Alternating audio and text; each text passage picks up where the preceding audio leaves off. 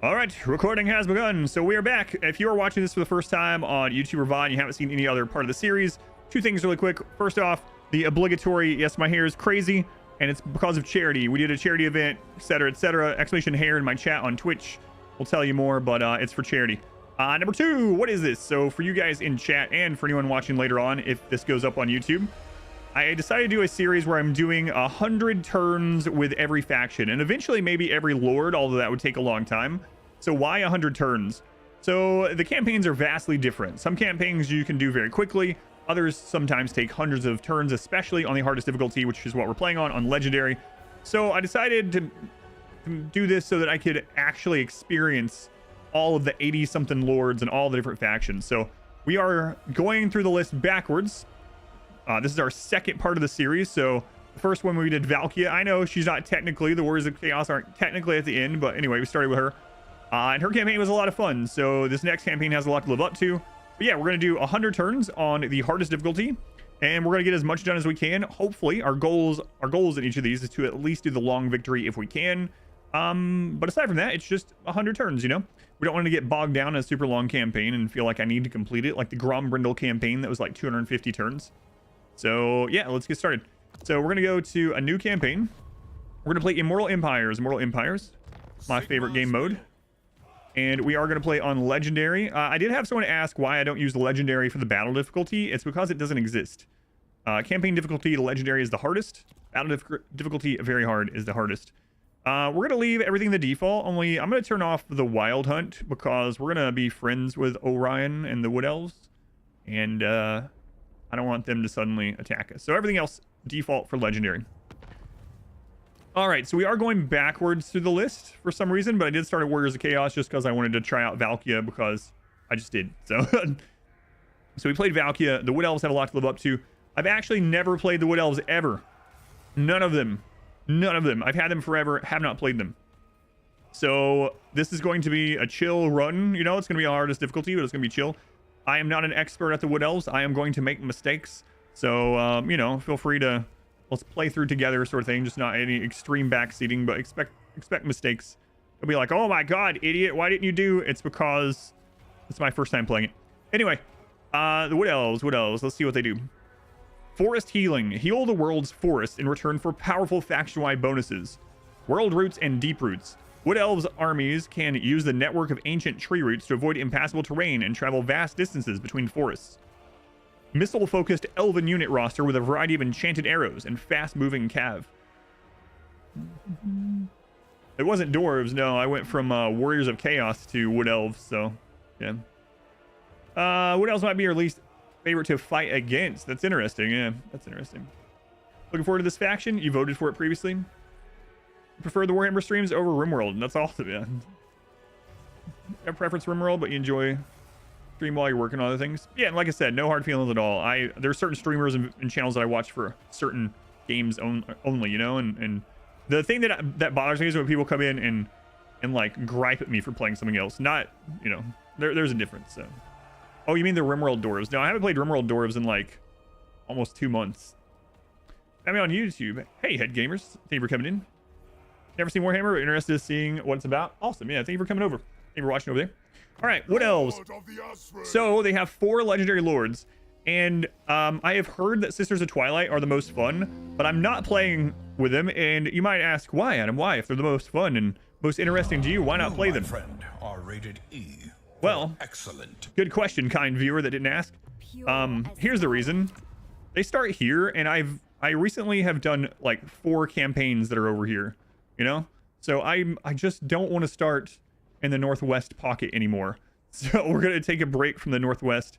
You know what? I fought the Dark Elves and Taroks and the Tomb Kings and Lizardmen and all that right here. I've done it enough. I've done it like 200 hours in a row. So that's why. Knive, thank you for the 4 months. Tier 2, that's like 8 months, Knive. Thank you, much appreciated. Map is huge. And they also seem like the most played, and Orion seems like one of the most played.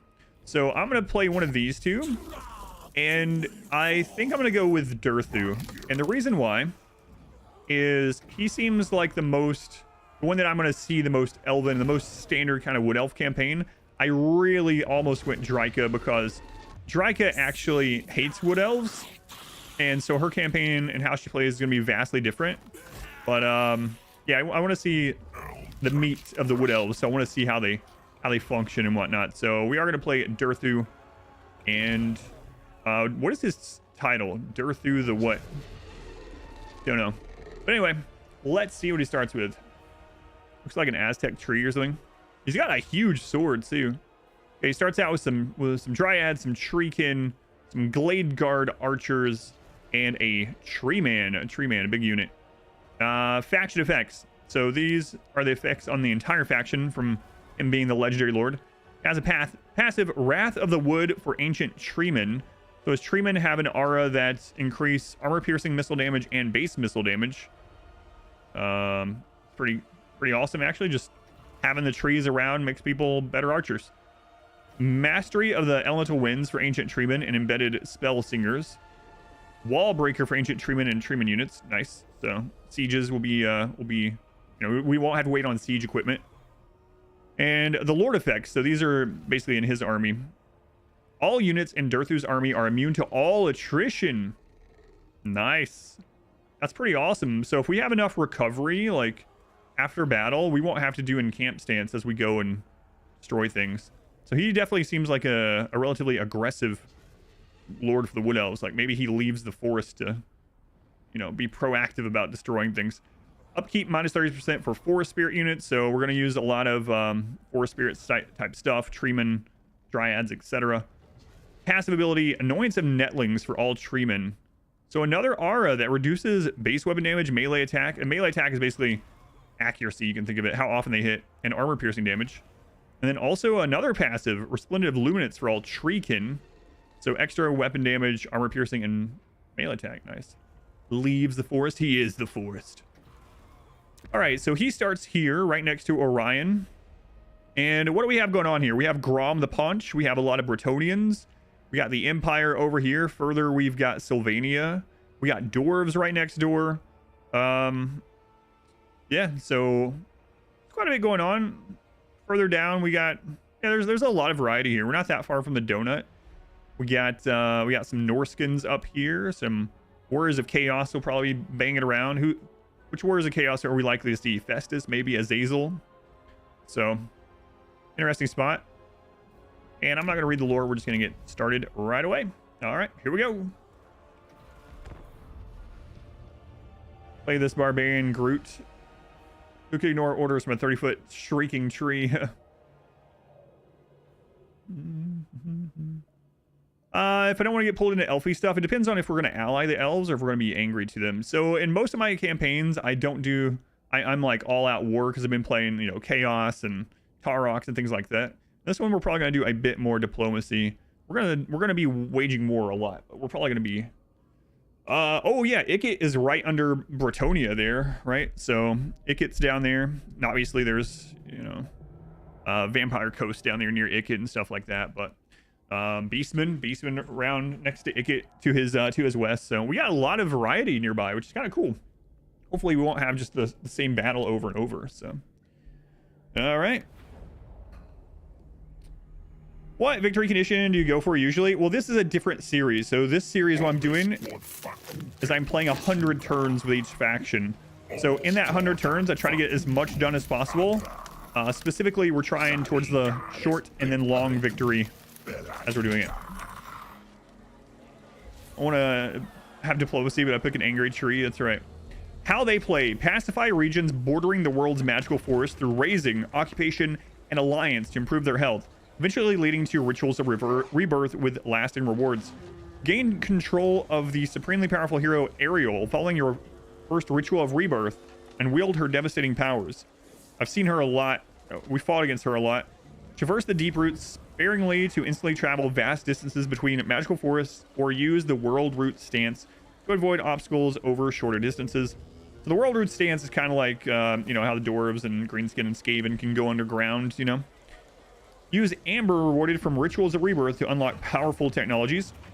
Complete the ritual of rebirth at the Oak of Ages in Aethaloran to enable campaign victories. That's the ultimate one we're going after. So yeah, she's a good one. All right, let's see what we start with here. We already know what army we start with, but our hero, what do we start with? A spell singer of life. So she's going to end up getting some healing stuff.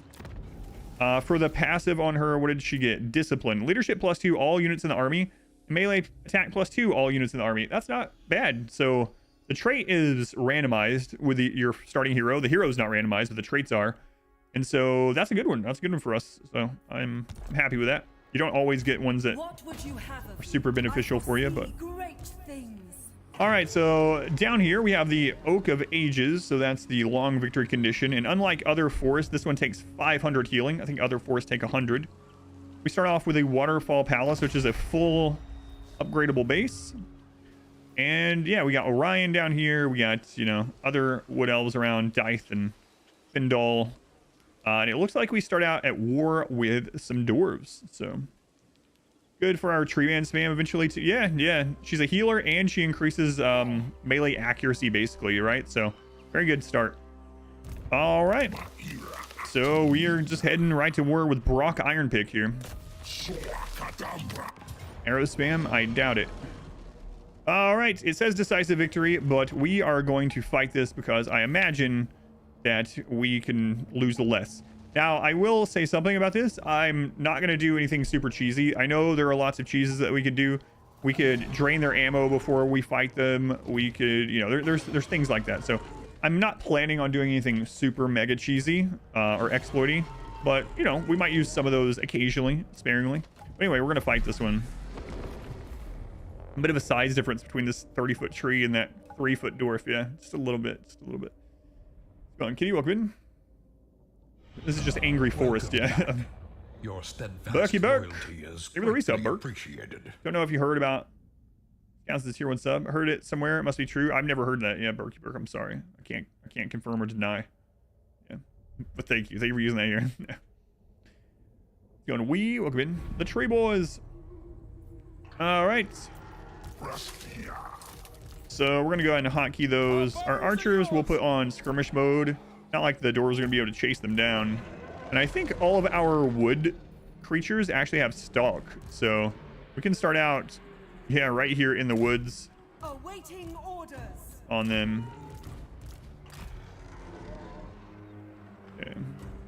All right, what's the speed on these? So their speed is 43, 34. So yeah, not super fast. These aren't that slow though. Dryads aren't too slow.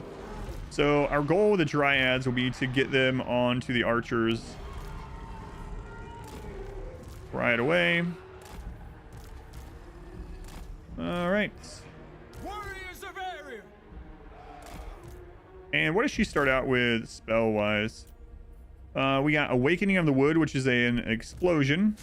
Oh, we start out with Flock of Doom. Flock of Doom is really good. I use that a lot in the Beastman campaign.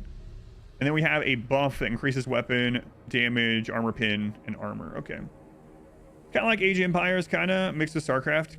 Kind of, yeah. It's like a 4X. So the overworld is like a 4X game. You can think of it kind of like Civilization. And then the battles themselves are like RTS battles, like a Warcraft or StarCraft without like a base, just army versus army. So, Flock of Seagulls? No. All right. So, we're gonna go ahead and start the battle. We're gonna run these back there. Put these in on their lord. Move all this forward. Should have started those closer. Actually, I wasn't paying attention to those. At pace. Now. Okay. So we're gonna try to get those Dryads back there. Oh, we are slow. What is this spell? Single target. Okay. Okay, we'll get our treeman there. He's good against infantry. Those on the ranged. Him in. Straight away. Okay, we're gonna go ahead and use single target. And we're gonna use the flock.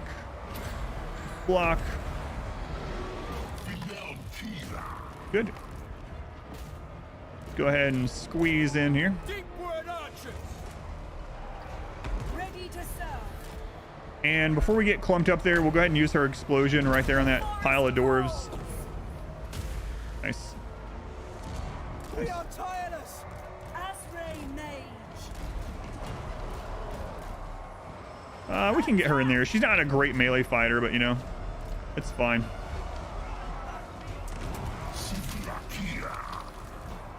Okay. Okay, the white flag means that they are broken, so they're running, but they can recuperate. Can recuperate. So we're gonna keep our mage chasing these, so hopefully they don't recoup.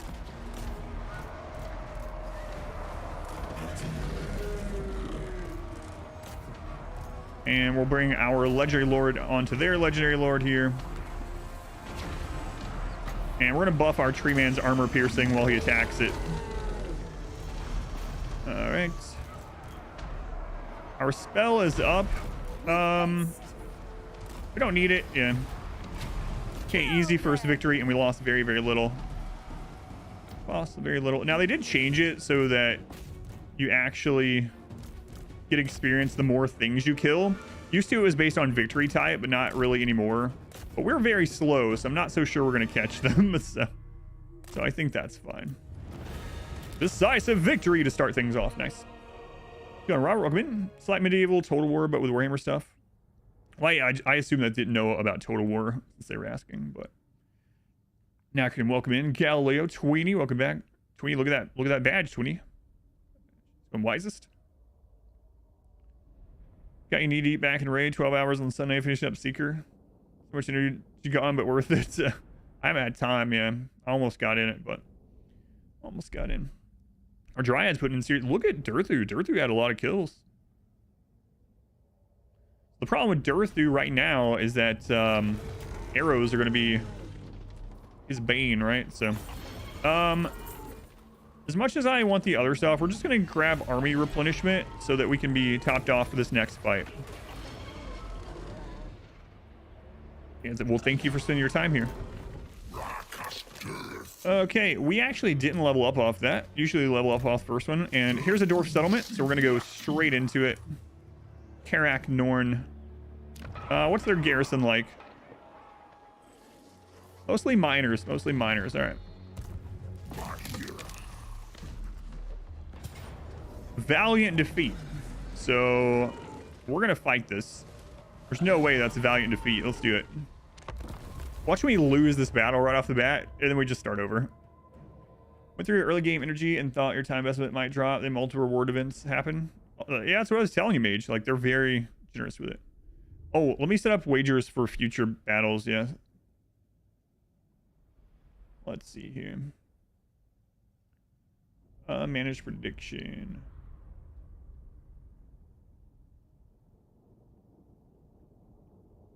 Okay, I can go ahead and put it up. This one's going to be only a 1 minute one. Here it comes.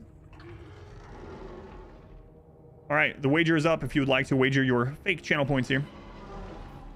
Okay, I'm just going to hotkey all this again. I'm going to turn them on chase, and we'll put them on skirmish mode. Wow, it actually started us at a good spot. Like, there's no buildable towers here. This has the doors running downhill. Favorite race in Warhammer 3? I don't know, because every time I start mentioning my favorite races, I name like 10 of them, which is probably a sign that the game is good, you know? The game is good, because it's hard for me, because it's like, oh, well, they're all my favorite. Yeah, I don't know. So far, though, my favorite campaigns have been Tarox and Valkia. Those have been a lot of fun. Tarox is just stupid fun campaign, yeah.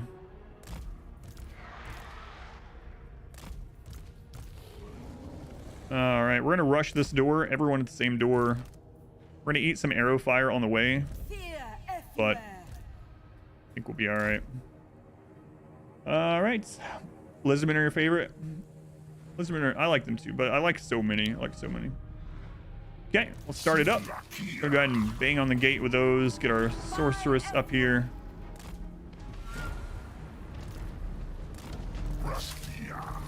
Okay. Go ahead and cast the flock up there.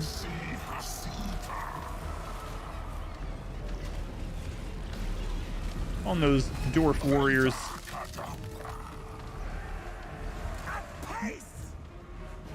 Let's get these archers shooting on the miners with blasting charges, and these on the miners with blasting charges. All right. So I'm guessing they will knock that gate down. Oh, yeah, we're doing big damage to it. That wall breaker stuff. Look at that. That's kind of crazy. We could literally break walls, not just the door. All right, let's just check or grab all these. So as soon as this is down, we can rush in. Why are they giving miners bombs? Not that kind of miner. We're in already. Well, almost. Almost.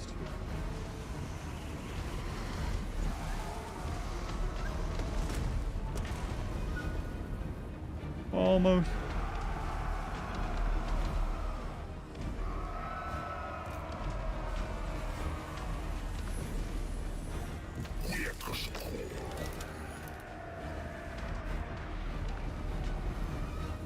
Okay, we're in. Let's go ahead and get all of our melee in. We're gonna put our archers up on this wall. These archers up on this wall. I'd be a little bit careful because those are there. Let's go ahead and cast block on that group. Get our mage in here. And we're gonna get 2 of those over there. All right, there's no lord here, so we're just gonna cast our single target magic on a group.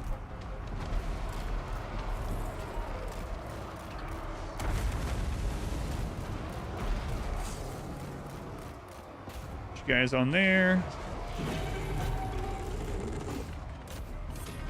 Okay, the wall is ours, so now our archers can shoot up there from up there. Big clump of dwarves coming. There we go.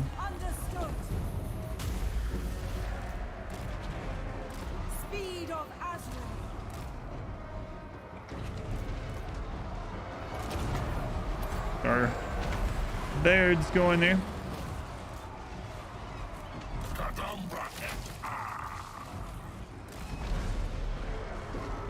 This is an easy fortress to attack because there's no like buildable towers right near us or anything like that. Gives the kids bombs? No, not that kind of miner. Not that kind of miner.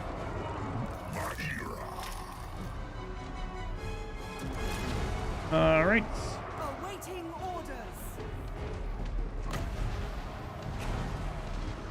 You know what? I think I'm gonna wait and use the block. Block is more damage, I feel. Let's go ahead and use it on this group here.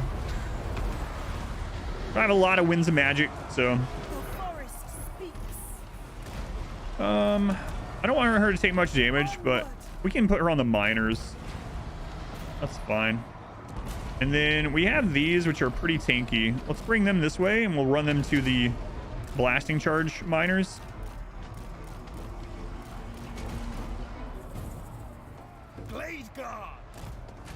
Ready for orders. Okay. They're slow, but so running them there is a little bit of a I don't know what you would call it, misspeak. You hold Alt when you cast a spell, you can manually aim. Mine is changed, but yeah.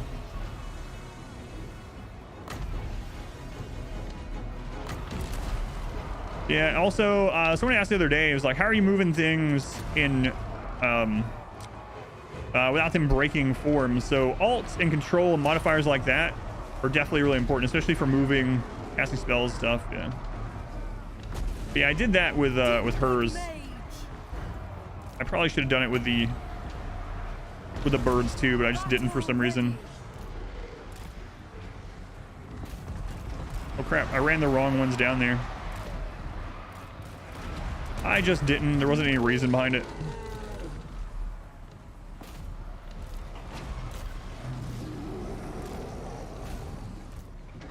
Yep. There's so many controls in the game. Yeah, there are a lot. All right, all these guys are screwed. So we're gonna go ahead and start making our way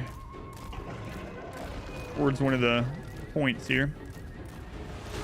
It's gonna take them a while to get down, so we'll go ahead and get our archers down. We are tireless. Okay. Fast forward a little bit.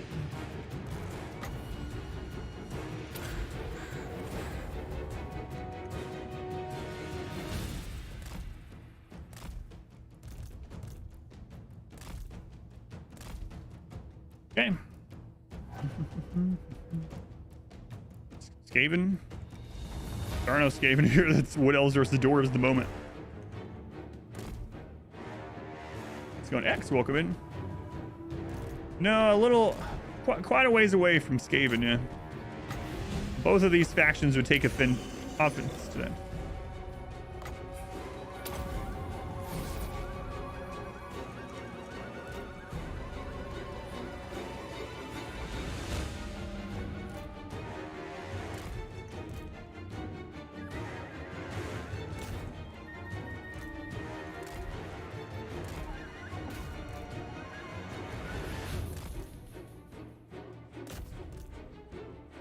You gotta be almost dead. Holy cow. Going dare drop. Welcome in. You gotta be close to being dead.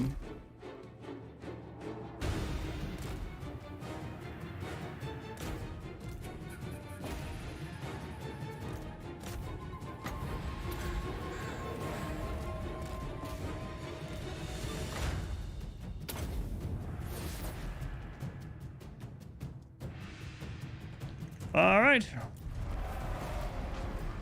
Good, good. Way better than a loss. Decisive victory. Let's pay out the people. There you go. There's your channel points. Congratulations. Just keep coming. Just like the years. They keep coming and they don't stop coming. You're a tree man. Better hit the ground running. What I think is the strongest faction. I have not played them all in Warhammer 3. That's part of this part of this whole thing, is that we're doing 100 turns with everyone. But so far Tarox has been ungodly strong. It was nuts. Yeah, Tarox was a monster. There was a turn with Tarox where we got attacked 9 times by 2 to 4 armies and he was just destroying them. It was nuts. All right, so we could clear this one. We get 5 forest health to the Oak of Ages. Then +1 turn. +1 per turn as well. And we get some money. We could occupy it, but the Wood Elves bases like this are like glorified outposts.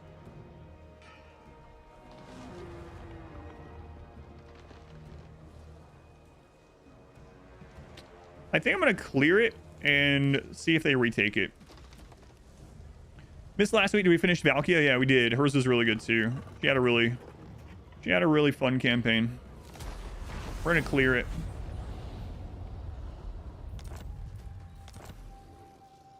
Valkia campaign will be coming to YouTube soon. Spoilers. All right, we got some levels. Let's check out his skill tree. So he's got the blue line here. Pretty standard. Plus some growth and stuff like that. Got his lightning strike, casualty replenishment, lower upkeep, movement. He's got some upgrades to his spells. He's got his red line as normal here. So then we'll look at that when he gets to level 12. We're gonna get the 5% movement. We're gonna go ahead and grab Inspiring Presence for the unit XP per turn. Get that started right away. And a little extra leadership. For our Life Wizard, we're gonna get the first point in Awakening of Wood, and then we're gonna grab Earth Blood, which is a heal. Played the Forest only a little bit. All right. Building upgrade. We have the Oak of Ages. We'll go ahead and start getting that to rank 2. Get that started. We'll get ours to rank 2. And for our first building, we're gonna grab the one with income and growth. Seems good. All right, we got a research.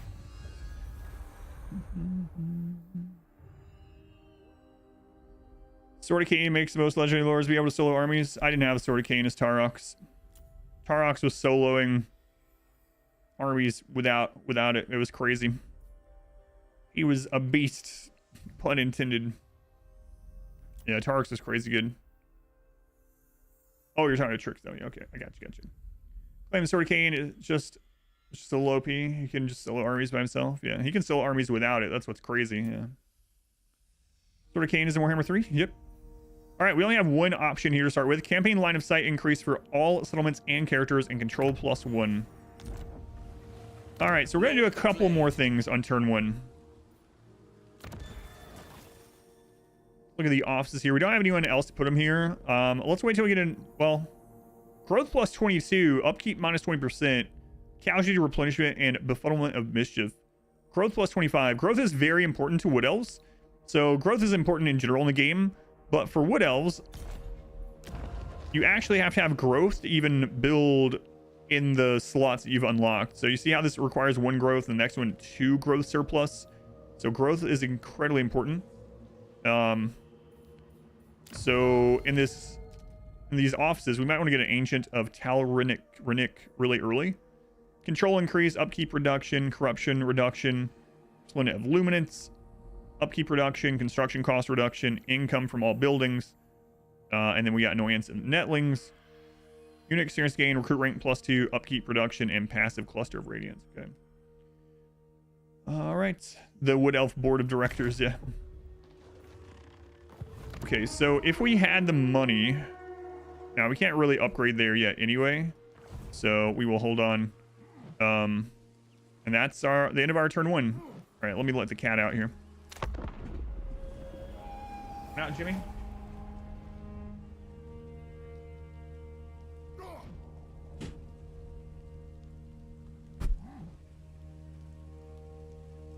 See the Tomb Kings get some love, like DLC, the new Lord, Demons or something.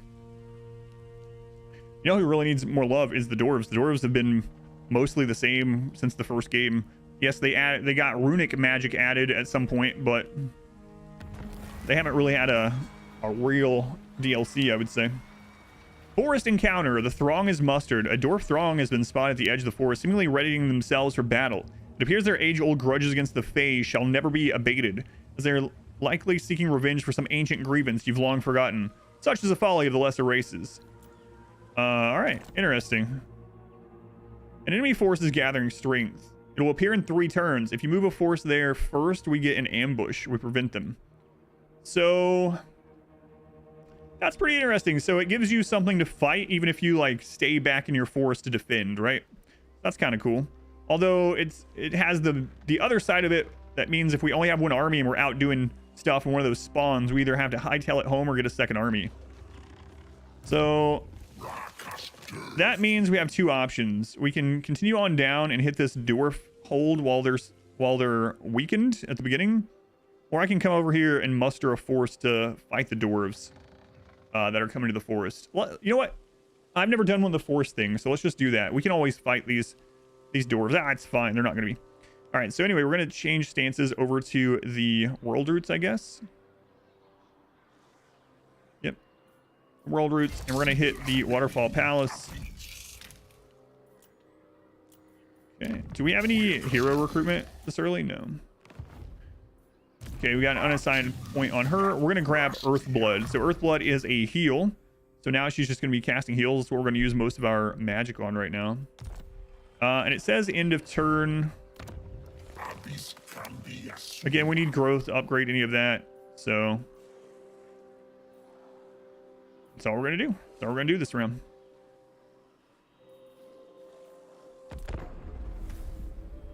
These games have too many options sometimes. It can be intimidating.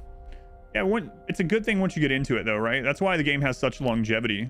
By the time this game has its like final racial DLCs, this game as a whole is a culmination of 10 years, a decade of development and addition. So yeah, it's going to be complex if you try to take everything in at once, but you don't need to know everything, of course. You can start with one basic, easier to use faction, and then learn the stuff of the factions around you. And then as you gain knowledge and fight different things, then you can decide which DLCs you get.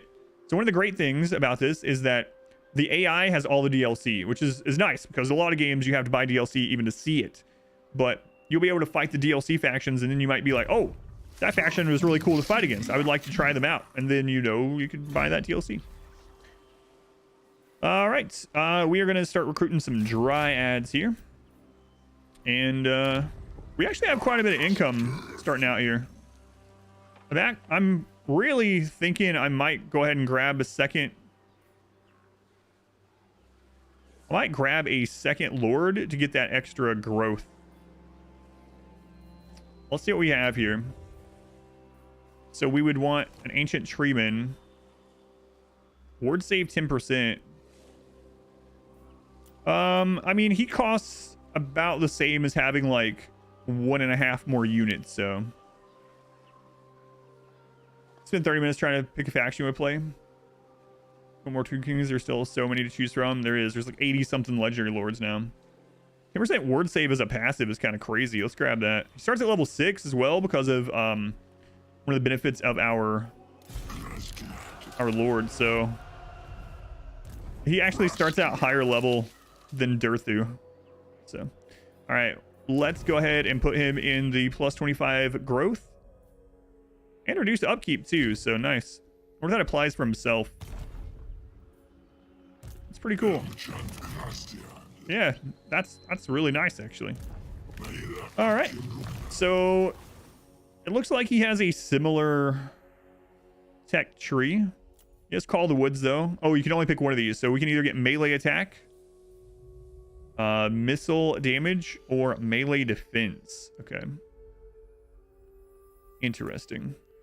Since he's going to be parked back here a little bit, I think we're going to go to the growth of the forest and take advantage of him being parked here for a little bit. So let's grab ever-reaching tendrils, 3 points in growth of the forest. That's an additional 20 growth and 2 control. That's kind of nuts.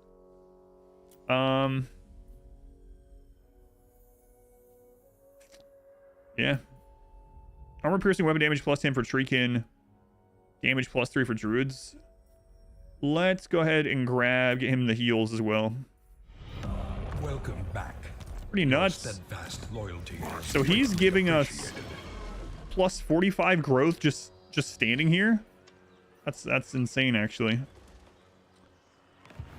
Pretty insane. Nice little setup already for turn 3. Yeah, right. That's kind of insane. Sloth, thank you for the 6 months. Thank you, Sloth. It's always full calendar year. That's right. We're parking a tree in the forest and leaving it there. Never considered doing that. Let's go on Goat. Welcome back. It's good to see you, Goat. Awakening of the Wood. That's a morning only skill. What's the new Lord's passive? Oh, okay, that's that, I think. 10% ward save. 10% ward save. So pretty awesome actually. Okay, we're going to recruit another army here. And I guess we'll just put him in ambush stance.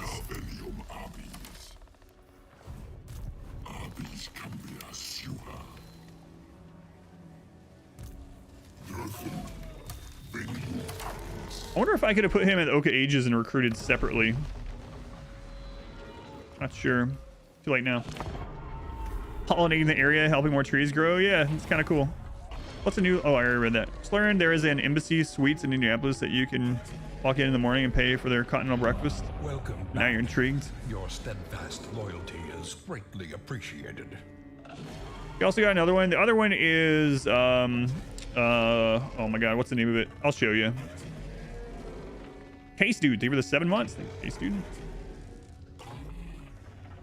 Yeah, I'll show you what it was. All right, our first technology is done. Morai Heg. Oh, they come up with almost a full stack. Okay.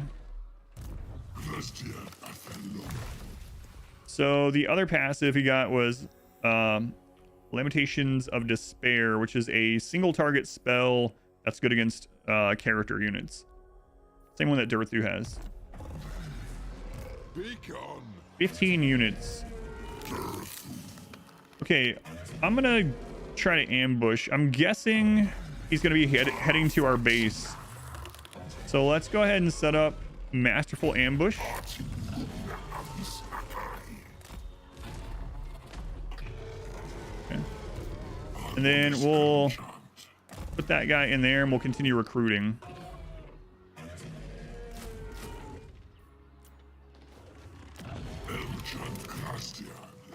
All right, we've had enough growth, so let's continue getting our income here. There's more growth. Growth and control, 300 income and some trade goods, 600 income. Let's continue with the growth. New research. All right. So I'm not going to read through all this. I'm just going to see what the next one, which is probably short-sighted, but that's what I'm going to do. Vol the Maker. Income from resources and crafting increased by 10%. Armor plus 10 for elf, infantry, and cav units. Or gain 1 additional forest health for winning a battle in a magical forest or its heathlands. Income from raising settlements 10%. Let's go ahead and grab that.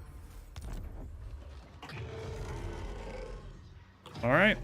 See if these doors are running. Oh my. Oh my. Do we want them to run into it? I don't know. Let's find out. Wood Elf Tech Tree. Yeah, and there's a lot of stuff I'm not going to look at yet until we get Amber, but there's a lot of things that require the Amber, which in the beginning it told us that we need to do one of the renewals, the rebirths, or whatever, of the tree in order to get Amber. So, got Ponic, welcome in. Nothing still other than the fact 8-story tall tree, about to ambush. Sounds scary. Yeah, from the woods, yeah. Imagine you and 14 of your friends are walking down a path, and suddenly the forest beside the road comes alive and attacks you. Hopefully that's what's about to happen to Skag Oathforged here.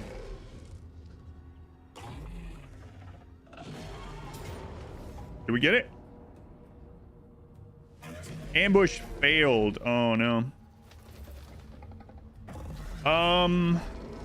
I think I'm just going to auto-resolve this one because we're going to go back and heal anyway because we're going to fill out the army. So we're just going to auto-resolve. We can grab the replenishment or the treasure. Let's grab the treasure because I'm gonna finish building that army. So I think we'll be okay. Imagine having 14 friends. Yeah, screw that. 14 friends that you walk around with. Yeah. He almost got ambushed, almost. We failed the 70% roll, unfortunately. Okay.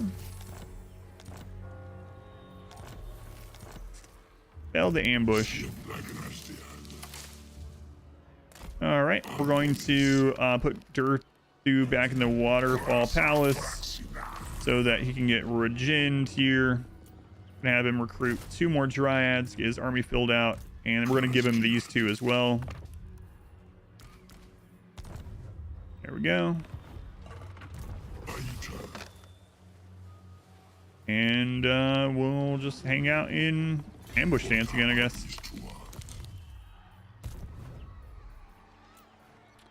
All right. So our spell singer here has leveled up. So we're going to go ahead and get Life Bloom. Life Bloom is just a passive. So anytime that we're casting, it's going to replenish hit points of people nearby. So we're going to get Life Bloom. Lots of good things, though. Shield of Thorns, melee damage reflection. Reflects melee damage dealt to units back to the attacker. Look at that. Flesh to Stone. Physical resist 60% for 19 seconds. For almost 40 seconds. 60%. That's crazy. You can use it every 43. That's actually insane. Insane. But I'm still going to upgrade. I'm actually considering getting scouting first. So it doesn't look like this faction has any guaranteed way to like make items and things. And so getting some early magic drops might be very beneficial. So it seems weird to do, but because I really need to get to like Arcane Conduit, right? I'm going to take the risk. I'm going to do this. I've never done this, taking that first, so. All right, Durthu. We're going to go ahead and give our Dryads some melee attack and weapon strength.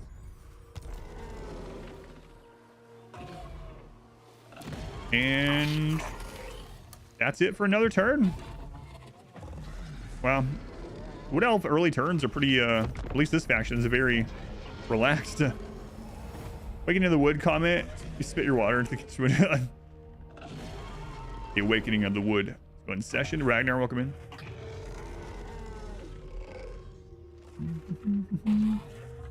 I think I'll check the Wood Elves Masterful Ambush, but I think so. Yeah, I think they can basically move. I think it's maybe a 10% penalty, and I think they might be one of the ones that can attack an ambush stance. So, have I played the Empire yet? No, I have not. Shoot and pipe formations from history right now. It's very fun and it actually works.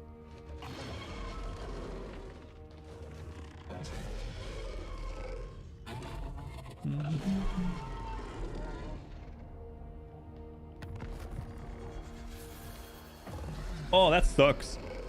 We just happen to get negative growth for 3 turns, -10. Let's go and chuck. Pretty calm sailing, knock on wood. Durthu is going to have...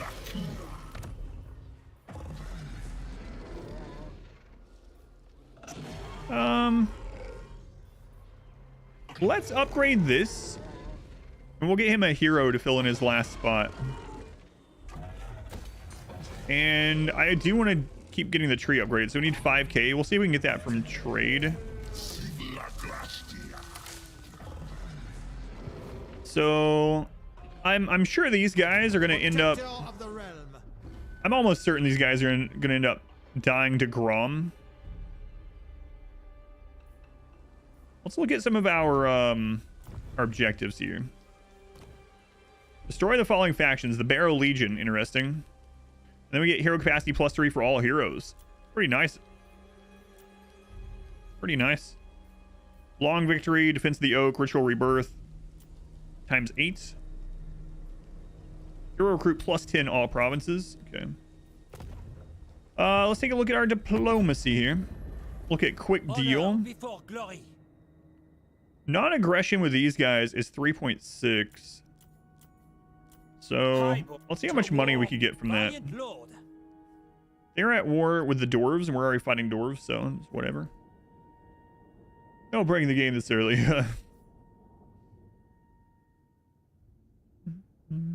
Yeah, the dryads and stuff can be upgraded. Yeah, I'll show that.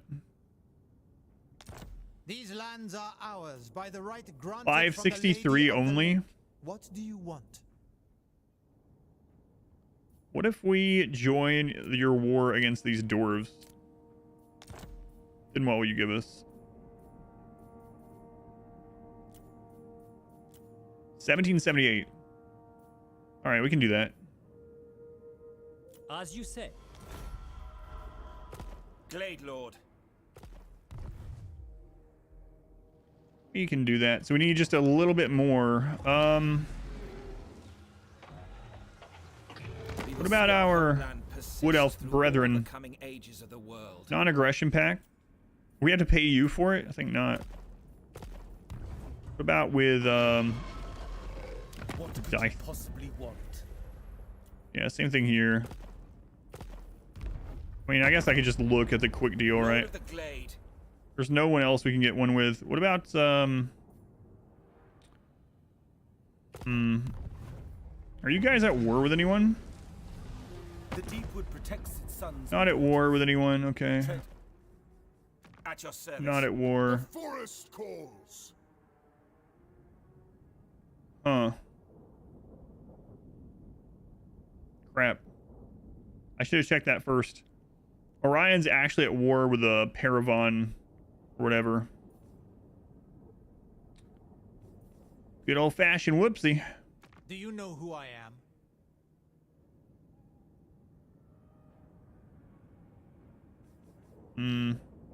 Actually, that's okay. It's okay, right? Because we did it with these Bretonians. Doesn't necessarily mean we have to say allied to all of them. So we could tell Orion here. It's a little risky, huh? We could say, hey, we'll join your war against these Bretonians. What would you give us for that? 463. I just don't know if it's worth it. Yeah, I think we'll just wait.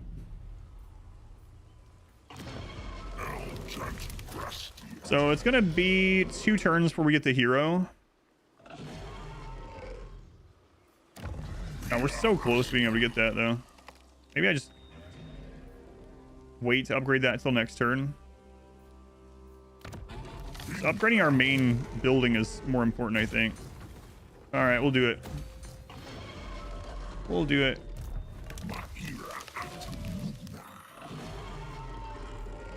We won't wait on the hero. We'll get these two and we'll go. All right. All right, let's look at this masterful ambush. Campaign movement range penalty 10%. Yeah, so they can almost move it full. Hidden until discovered or battle initiated. Reduced chance of being detected by enemies. Allowing surprise attacks against passing enemies.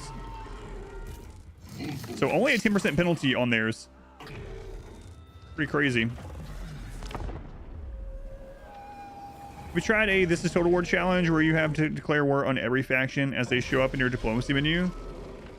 I have not done that one. What faction do you think you would choose to do a challenge like that? I think it... So the thing is, that sort of thing is almost how like the Tarox campaign was anyway.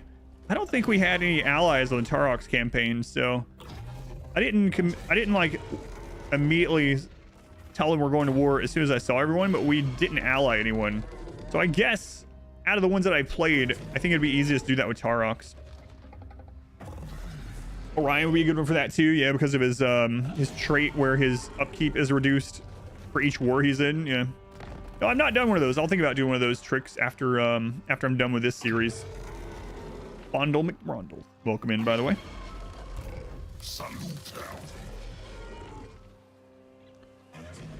All right, so Durthu is ready to go. So we want to take out this dwarf area. I'm going to do something that I shouldn't do. I pretty much always say don't do this. Oh, what do we have up here? Possessed by the Trickster God. Pass ability, 10 more melee defense. 15% missile damage or melee attack plus 8. Armor piercing weapon damage plus 10 for Treekin. Armor piercing weapon damage plus 3 for Dryad. Let's grab that one, especially because we're fighting some dwarves. I'm going to do something I usually don't like to. I am going to deep root travel over here.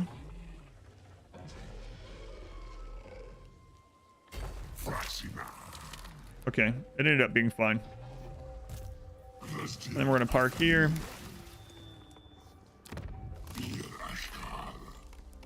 We have enough growth. We can go ahead and get grapevines, so let's go ahead and do that.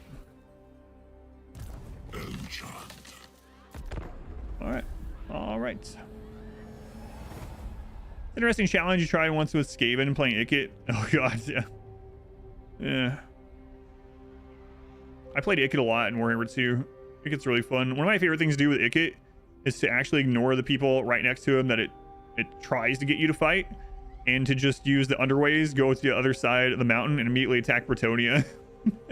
It's always fun. Love nuking things. Oh my god.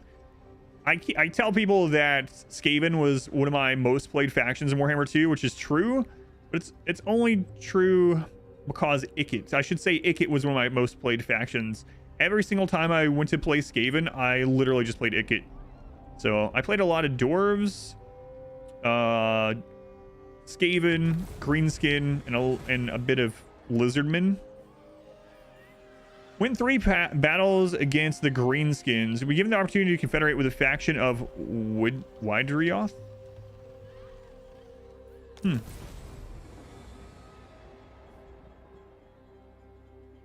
then win 3 against Bretonia. Confederate with Targavon. Oh, Christ. I just went over here. Okay, there's another forest encounter.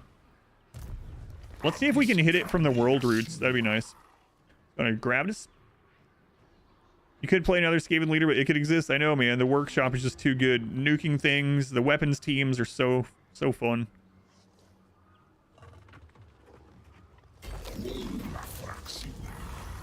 Orcs are a frequent nuisance in Aetheldoran. So we have spotted orcs. We can let them leave, which is going to give us reduced growth, reduced control, and leadership reduction. But then we get 40 diplomatic relations with Greenskin. And when we do fight them, we cause fear. Kind of cool. What is the local forest health? I can explain that one Let me get out of this menu and then I'll explain it because it's easier to show. We can punish the greenskins, but we're gonna have to fight them. But then we get 10 growth, 5 control, and 10 leadership. And we have something to defeat 3 greenskins in battle. So I think we're gonna attack them.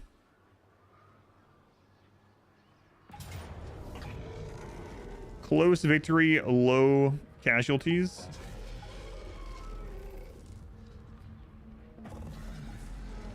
We got a banner too. Spell resist 25%. Durthu's the best Lord in Warhammer. The angry incels going Chonko. Ash Monkey, welcome in. I should probably just fight it. But it's low casualties, so it's like... Welcome back. Your steadfast loyalty is greatly appreciated. I need to get used to using this stuff anyway. So maybe I fight it. Although all these archers are gonna do some serious damage to my trees. Let's fight it. Let's fight it. We need to fight. Finn, they were the 34 months. Thank you, Finn. You know you want to stomp a bunch of gobos, I know. Alright, I'll put up the prediction, but I think I know which way this is going. So there's the prediction if you'd like to wager here. So local forest health X is one of the main campaign mechanics. Don't let me forget, and after this battle, I will show it.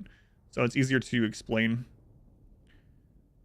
Oh, I know, rattling gunners, man, oh man. I remember having armies of rattling gunners like in ambushes with Ikit. Oh, it's just disgusting. Just set up a ridge of rattling gunners and watch the green just pour down on them. It's fun. Love the tree hero. It's an ambush, yeah. So just got to make sure that the goblins... Well, the thing is, the goblins... The AI really likes to have skirmish mode on all their archers, and we're slow. So I got to make sure that the archers, especially the Era boys, are covered. There's only one unit of those, though. Let's go. And Crunchy, welcome in. The Ultimate Lord of the Ring Fantasy playing Durthu.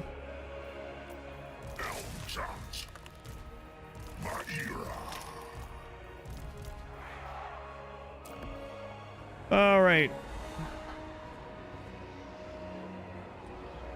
So we'll get Durthu going right down into the leader there. Tree there.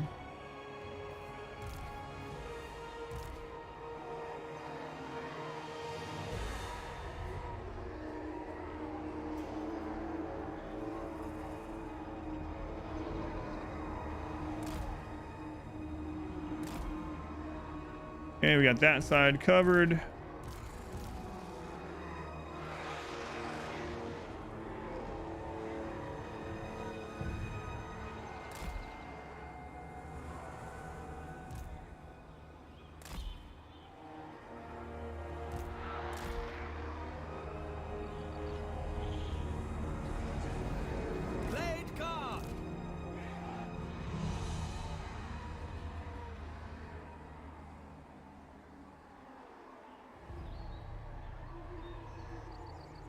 That should be fine.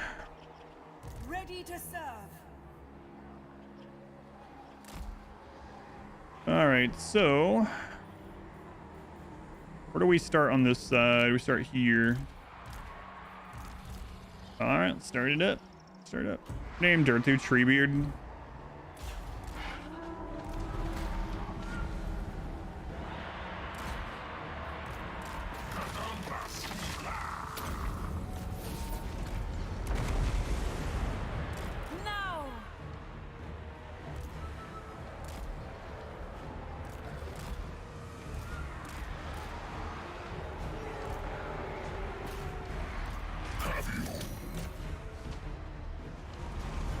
In there, Durthu. Let's bring you down here. We want your aura down here. Okay, those are good. We got a 2-on-1 situation there. Go ahead and wrap this around. I'm trying to bring our tree down here.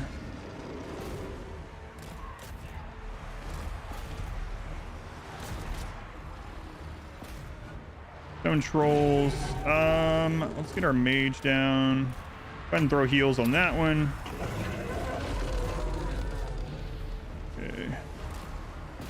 Back on that leader. Aye! Ready for orders!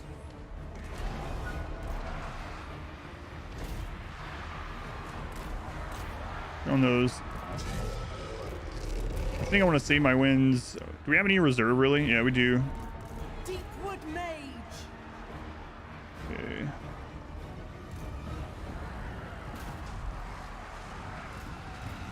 Okay, those are broken, so you guys get wagons. Those are broken. Get on those wagons. Blade guard! For Isha! Close that in. Being chased down by a tree. How embarrassing. Asray Mage. Okay, let's get a heal on that group.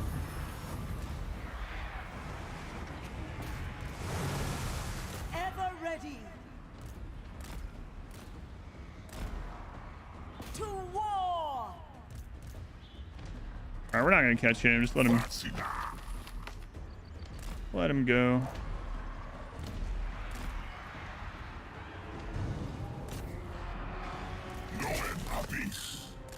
Although we could cast that on him.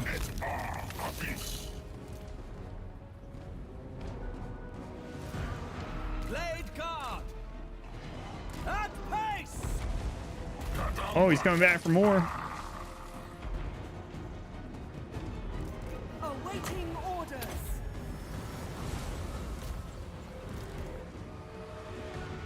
Okay.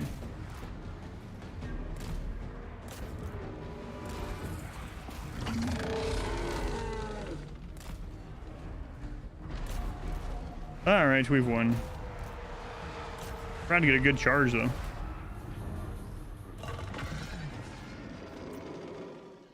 Okay. Close. You say so. Because we used so much ammo, I guess. Oh, we actually had a lot of people lose points. So the victory types also take into account things like ammo, how much ammo you use during it. So we've had battles in some of these where it's like we lose like 4 units and it says close because we use like 15 units worth of ammo or something. No. Durthu's only weakness, things over 40 speed. Yeah, it's pretty sad. Going north. Aussie, welcome in. We're going down is a shared living room, dining room setup we had ever since. You've been loving the space so much. Feel comfortable, so you've been spending evenings in there instead of at your PC. That's nice.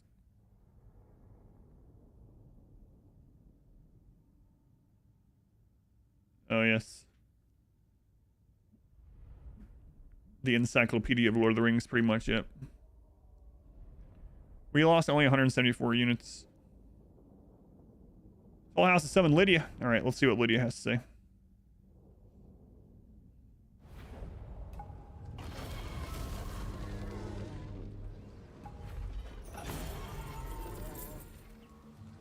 I think this is, yeah.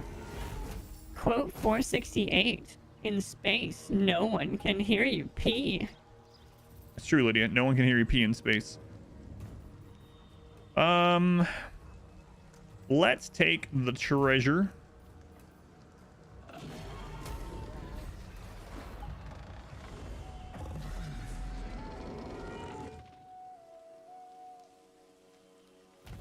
Let's see if that actually counted. So we didn't wipe them. That's interesting that the force encounter doesn't wipe automatically when you beat them. So yeah, so we can hit that one again next turn, hopefully, to get even closer to finishing that quest. All right, so we have as big of a stack right now as we want with that. Next point, we're gonna increase our dryads again, I suppose. And then I'm gonna try the scouting thing, like I was saying. Glade Lord. Garrison Lord, we will just skip there. And we can upgrade the Oak of Ages again. We might as well, because it takes a lot of turns, you know? Might as well get it rolling. All right, so I'll explain the forest health. Yeah, thank you, X. So basically, the Oak of Ages, you see this meter here? And then all the other magical forests will have a tree with forest health that starts at 0. And things that you do in that region, buildings that you build, armies that you defeat, things like that will add to forest health. Now, the Oak of Ages goes all the way to 500. The other ones go to 100. Once the other ones are at 100 or this at 500, you can start an event, a Ritual of Rebirth event. And so when you do the Ritual of Rebirth, basically it puts a turn timer. I forget how many it said, like 6 turns or something on the other ones. And the forest gets constantly attacked by a lot of armies during those turns. If you manage to defend all that and you still control that magical tree by the end of the timer, you get some rewards, including an amber.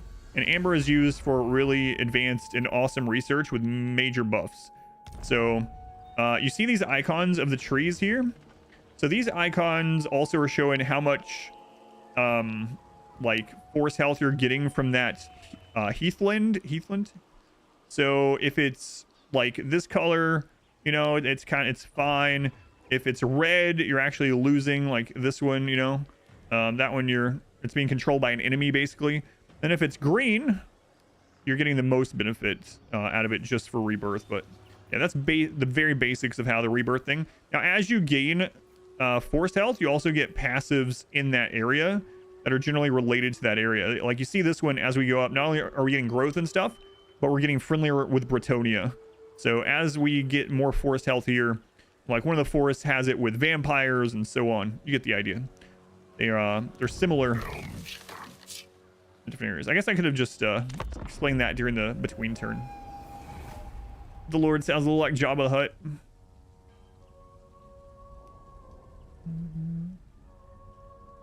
Yeah, it's almost like a story Bible in a way. I talk to people about making a story Bible when they write. So people sometimes ask me for novel advice, writing novels and things, and programs. And I was talking about Scrivener, and if you use Scrivener, makes it very easy to keep a story Bible as you're going. Yeah, it very much feels like almost like a story Bible, like for Tolkien's universe, for Middle Earth.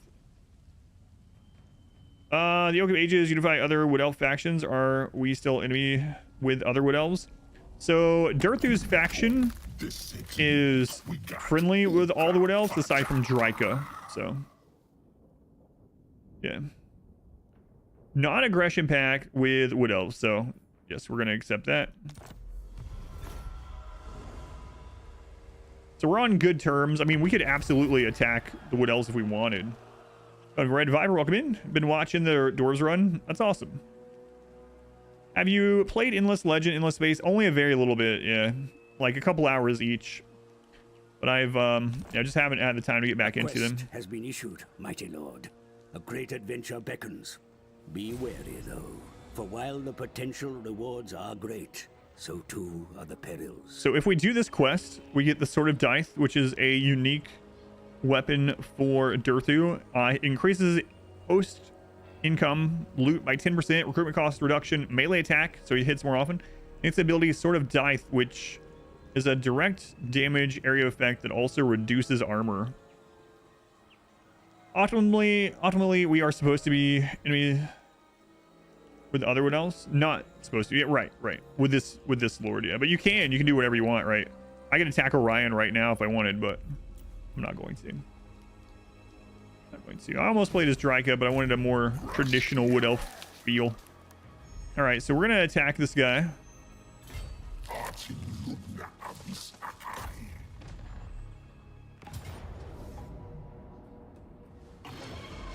We'll just take the decisive. It's fine. What's a Dryka? She's a dryad. And yeah, we'll take the money. Last morning with your goddaughter. Next time you see her, she won't be tidy anymore. All right, so we've killed 2 greenskin armies. We only need to kill 1 more, and then we get a option to absorb one of the factions. Yeah, he has a huge sword. Yeah, it's crazy. All right, so I do want to upgrade our treeman and treekin, But let's look at what else we have options to use. Skin of the Woods just open. Ward save 20% for Treekin units. Holy crap. Grab that. We only have 2 Treekin units right now. But still. So ward save, for anyone that doesn't know, is just flat damage reduction.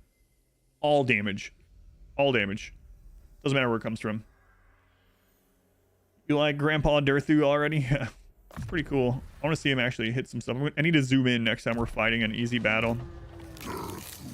So if you're wondering what these little icons are, we can click on tree units like this, and you can give them additional stats for a trade-off and for a cost. So for Dryads, we can give them speed and armor piercing, but it reduces their physical resistance. We can give them melee defense and bonus versus infantry, but reduce their damage against armored targets. Or we can reduce their speed, but give them 20 armor and make them more defensive versus large units. We're not going to do that one right now, but I might actually upgrade the tree. So the tree, we have speed increase, armor piercing damage increase, but physical resistance decrease. Armor, speed, missile resist, melee defense, base weapon damage, and wow, base weapon plus 250. I think we might take Aspect of the Oak, because the real thing that hurts them right now is that they're a big target for arrows. So gonna check the Warhammer wiki about him. All right, our mage has leveled up. So now we're gonna work on getting over to Arcane Conduit. So we can either upgrade our heal, or we can give ourselves more options. So I'm gonna just upgrade the heal right now, I think.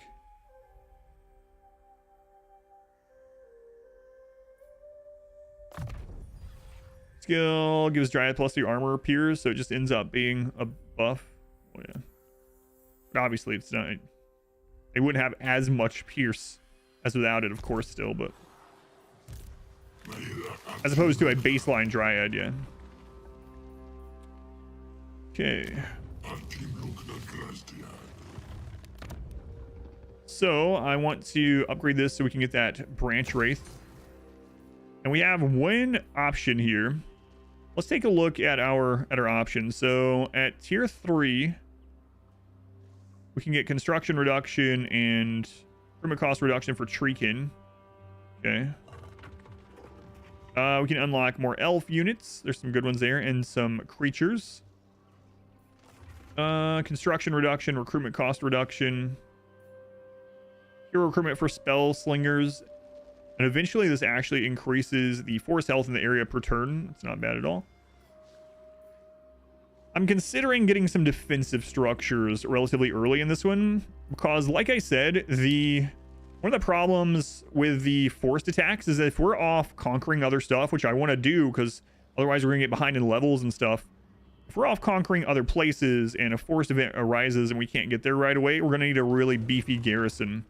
So I'm really considering working on these sooner than later.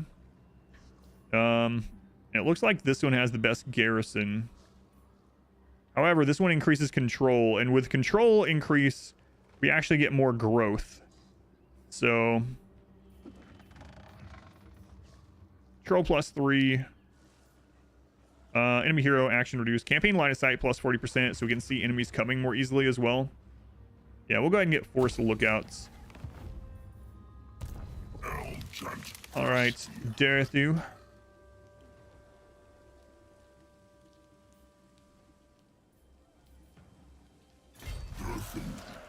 That's not a lot. They're not super strong over there. Can we beat this, I wonder? That's like all miners. Proud son of Athel Lauren. We can't use the world roots because we've already moved once this turn. So we'll take this short heal and then we'll hit the dwarves.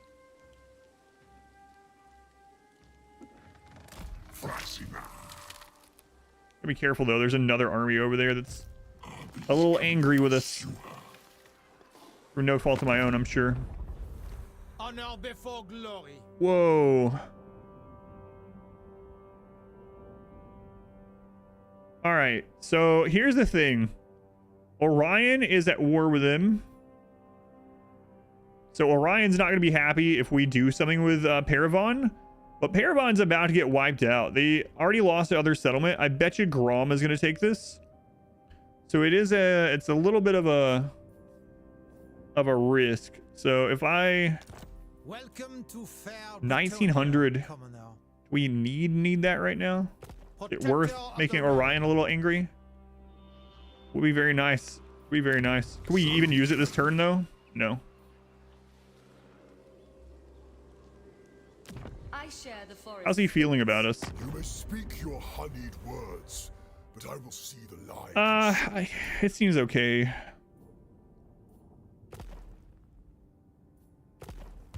I'm really thinking about taking that money.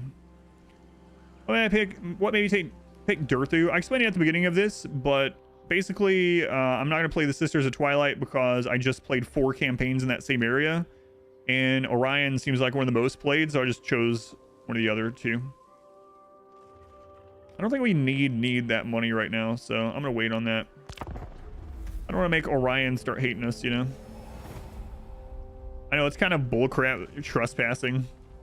Excuse me, your trees are standing in my forest. Looking forward to some int armies. Yeah, that should be fun. If we can get up to being able to afford it, we'll definitely have to try that out. Yeah, like Sisters of Twilight were very tempting, but I just played like 4 campaigns over there, and it was, let's fight something else, you know? Let's go to a different region. And Drika seemed like should be really interesting and fun, but I wanted to get more of a baseline Wood Elf faction feel, and Drika is like, you know, specifically going against that with a hatred of other Wood Elves.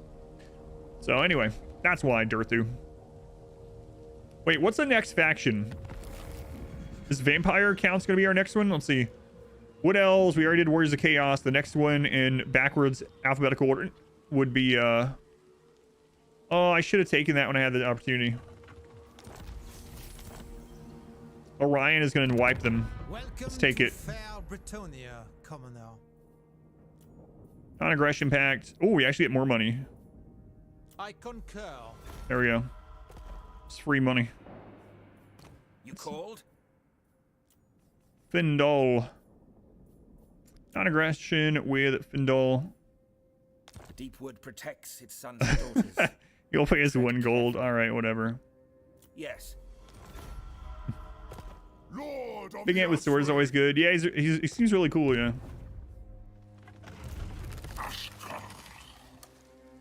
Oh, that sucks. So they have 1 full army. What's the garrison? It's a small garrison. And now they have another lord.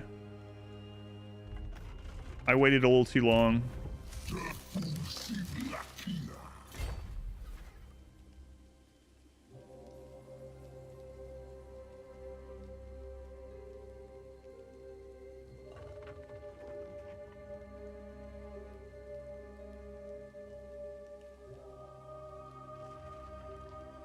I kind of hope they intercept us.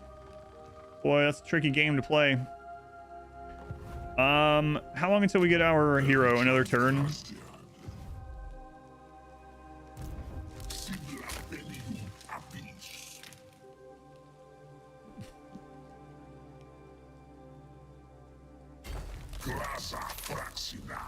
Ooh, hope I can beat them, or else we might be starting this campaign over. All right, let's see here. We got bonus versus large for elf cav, hawk riders, etc. Missile strength increase and cooldown reduction of lower beast spells. Ambush success chance increase and defense increase. Leadership during ambushes and melee attack during ambushes. Seems very good. That seems very good. Let's see. Do we have something for tree man units? Casualty replenishment plus 5% for Dryad, Treekin, and Treeman units. Cooldown reduction and Lore of Life spells. I think I'm actually going to go towards that. Campaign movement increase too. Evasion chance using world roots. Yeah, let's go towards this. 16 turns. Ouch. Ouch. Maybe I should grab ambush success. That would put us to 90%.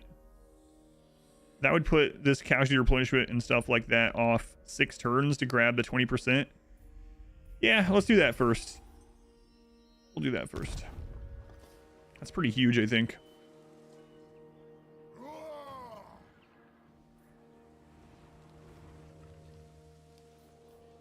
right. We'll see if we get hit. Toss a coin to your Durthu. Let's see if those dwarves hit us. I'm a little bit worried about that. Ugh, I should have went over there one turn early, but man, the forest encounters kind of pulled me back. And maybe I should build up the other army, but we don't have the money. I was gonna say maybe we should build up the other army at Waterfall, and he will be like the steward of the forest, right? He'll go do those as soon as they pop. I don't know.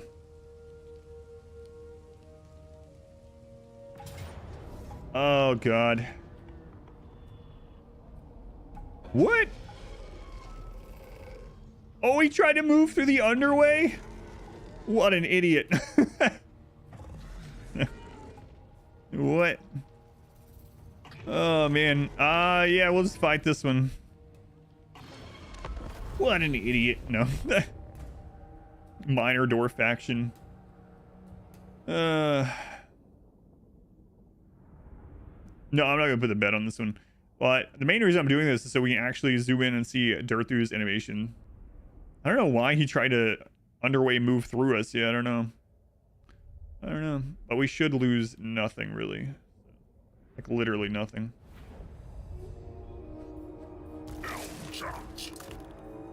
Archers ready! Whoa, this is a cool map. Look at this map. This is an awesome underway map. I haven't seen this one. Durthu could take the army by himself. He could, yeah. This is a really cool map. I like that. Adam, is the map cool? I've heard it is.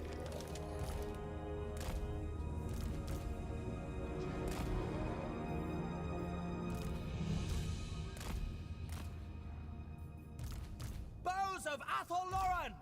Heard it's a cool map. It's new. I haven't seen this one. I don't know. It's really awesome. That huge chasm. Pretty cool. All right.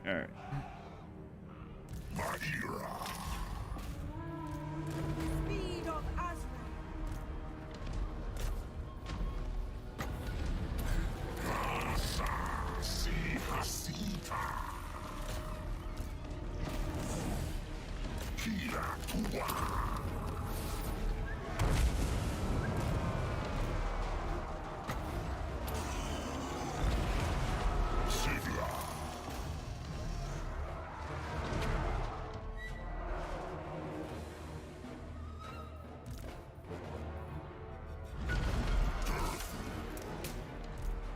Orders.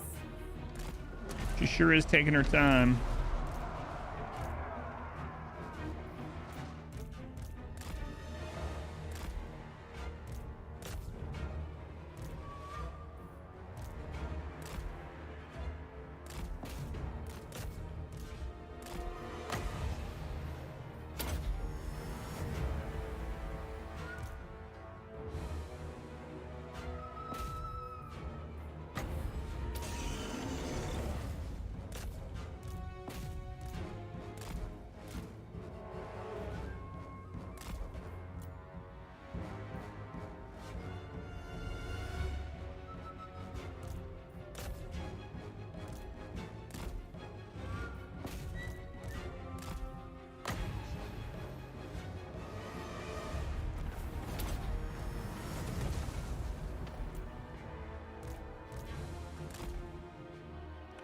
All right, one.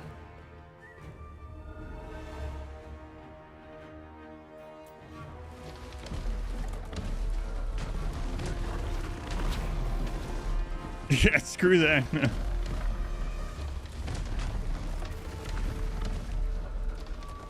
Yeah, I know the K button for cinematic, yeah. It's friggin' dwarf. He actually made it. He just slow walks out. You know you're slow when a dwarf outwalks you. As you That's say. embarrassing. YouTube lurking for a while. Glad to finally catch stream. That's awesome. Yeah, thank you for watching over there. I appreciate it. Decisive. It must be terrifying. Yeah, that looks nuts. Nuts. We lost nothing. Did you notice he has like a skeleton hanging off of him? Like there's just a skeleton, like a full skeleton just hanging off of Durthu. What is that? You think he would like get that off there, like shake it out or something, you know? No, I like it. I like it. He put it there for Halloween. He just left it. My wife actually has this big like fluffy spider that she put out for Halloween in the house. And then after Halloween, she just put a Christmas hat on it and left it there. Maybe it's like jewelry, yeah. Maybe someone he didn't like, or maybe someone he liked. All right, well, we wiped those guys. Let's take the replenishment because we might be fighting another couple of dwarf armies here. That was a really cool looking map, though. It was really pretty. It's a gift from a friend. All right. Looks like we're doing all right here. Taliesin has, or I should say Orion, I guess, has taken that out, which is perfect. So yeah, looking good. All right, we are going to upgrade the building that gives growth first. And I'm going to go ahead and recruit a hero, a branch wraith. Spell resist minus 25% for enemy armies in local province. Character experience increase. Cause of terror, blight of terrors. What is blight of terrors? I don't remember.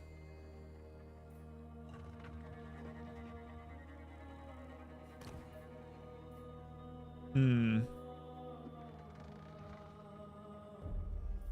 think I'm gonna take this one. All right, we'll take Era.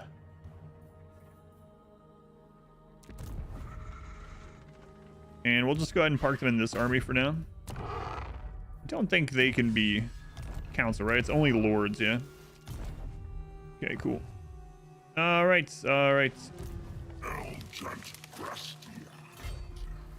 So, are we going to attack? I'm a rune lord, not some. Is that an army of all miners? Module is in nerfed. Yeah, it got changed.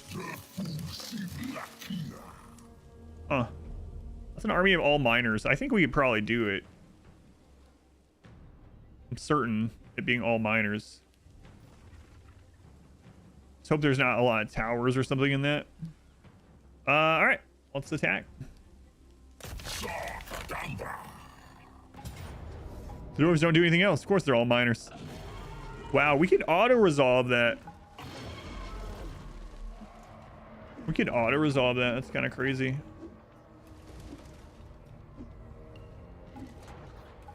But it's literally all miners, so I don't think we need to auto-resolve. We're gonna lose more if auto-resolve. It says close victory. All right, I'm gonna put the wager up. We're gonna wager some channel points, and we're gonna fight this.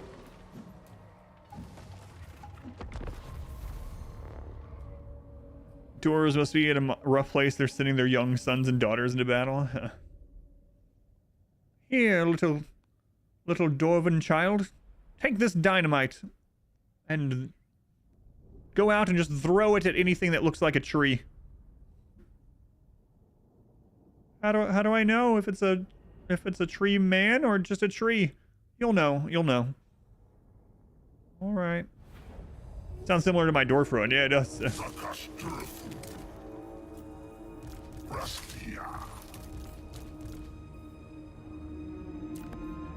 All right, so they're gonna get one reinforcements there in 2 minutes. They're in 6. Okay.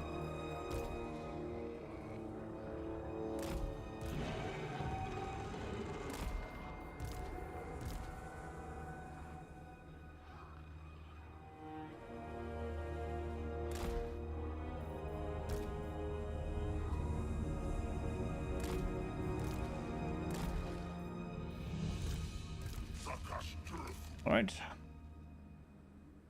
Have a good one, Tricks. Thank you for hanging out. Keen for the big finale. Man, that one episode was really the heartbreak episode. That one was rough, but yeah, thank you for watching that as well. Ready All right, we'll bring our archers up here.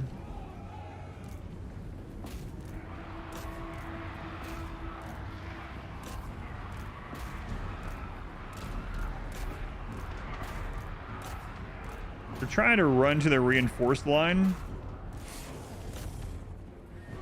It's kind of annoying.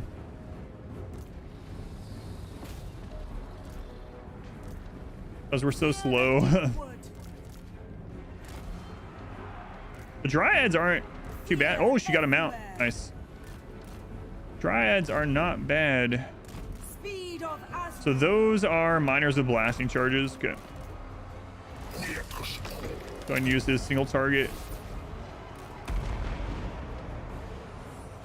Let's bring her Aura over here. Yours to command. Okay. Wind Weaver. Welcome back. Go ahead and start throwing heals. Steadfast loyalty is greatly appreciated. Let's actually save our Winds of Magic for the heals. Call. You actually have her attack too. Screw it. Okay, you guys looking good over there. Close in on that group. This one's getting a little beat up, so let's go ahead, finish that one off, and have her healed out. Ever ready. Onward.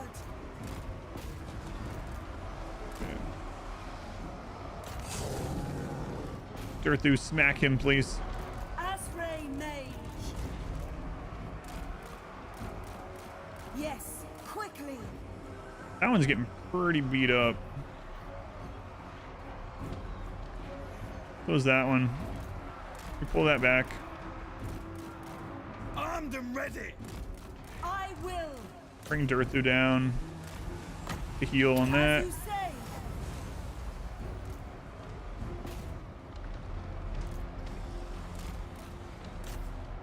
Okay, don't need to chase there.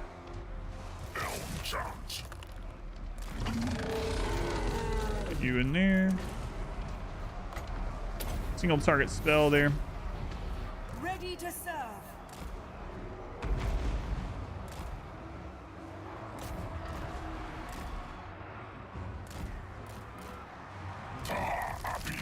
Let's move this one behind the others so we can at least get the passive heal. Sure.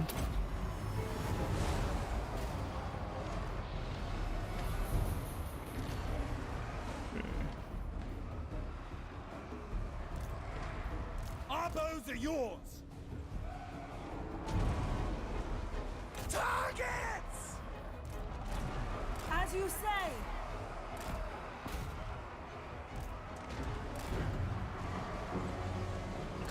Leave those there.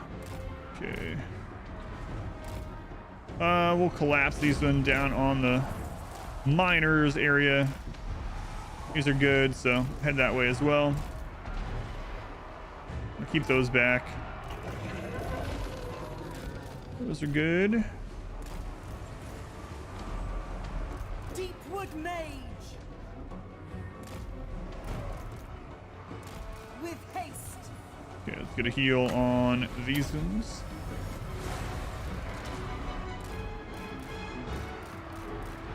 Weaver.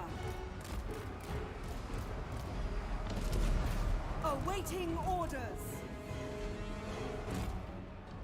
Blade guard. We should be shielded, right? Yeah. Defenders of Athel Lauren. At pace. Your orders. Get her through doing here. For her Don't let that dwarf on her. Moving swiftly.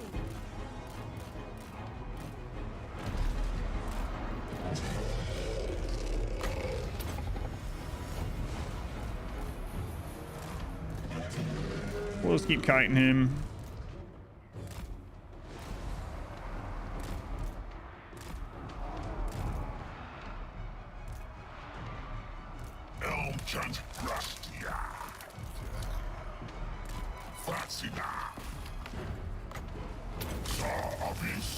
Okay, the skull means those guys are not gonna be back. Let's go ahead and flank onto those doors.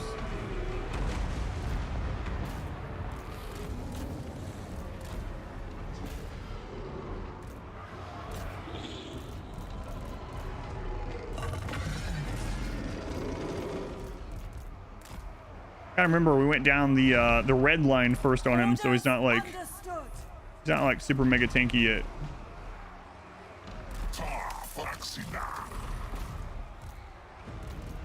Orders.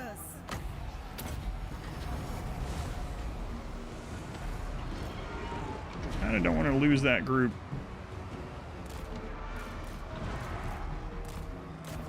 The forest speaks.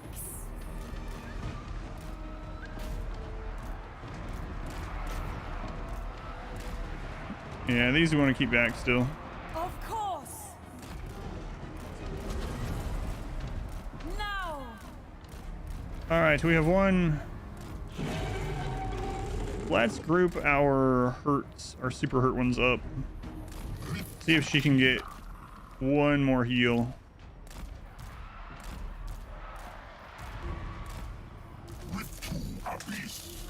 I left Durthu alone too long, but I was thinking about him being down his yellow line, not his red. How do you care of your movement commands? You hold shift. Hold shift, you can draw.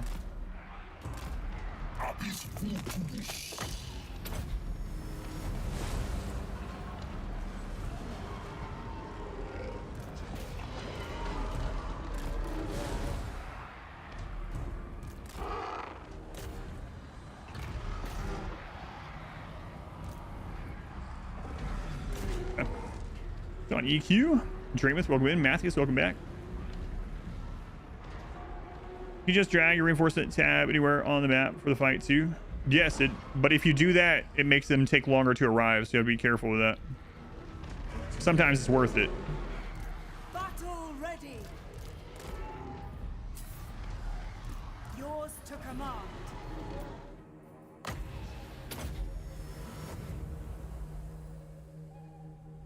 All right, we're gonna heal as much as it'll let us before while we're waiting on that dwarf to get out of here. Might as well do it. How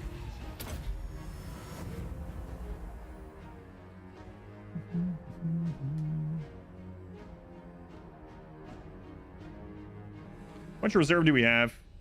Not a lot. Okay, so just a couple more heals.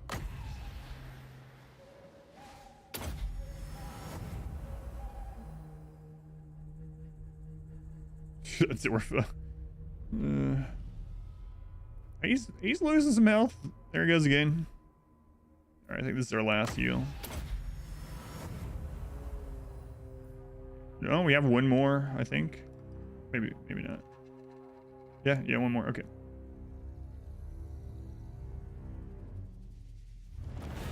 We killed him. All right, we got a close instead of a Pyrrhic or whatever, so the close have it. There's your payout. Let's look at the kills here. Durthu didn't get as much because he was on the leaders quite a bit of that time. Dryad's putting in a lot of work. Treekin and the Treemen, not as much kills, but man, they take like no friggin' damage. I'm also thinking that we replaced the 2 elf units because we're not really getting any boost with them. So we might go drop those off at the tree with the other lord. You'll welcome in. Soulway, welcome back. Hello. Crazed 31 months. Almost 3 years. That's nuts. Thank you, Crazed. That's a long time. That is a long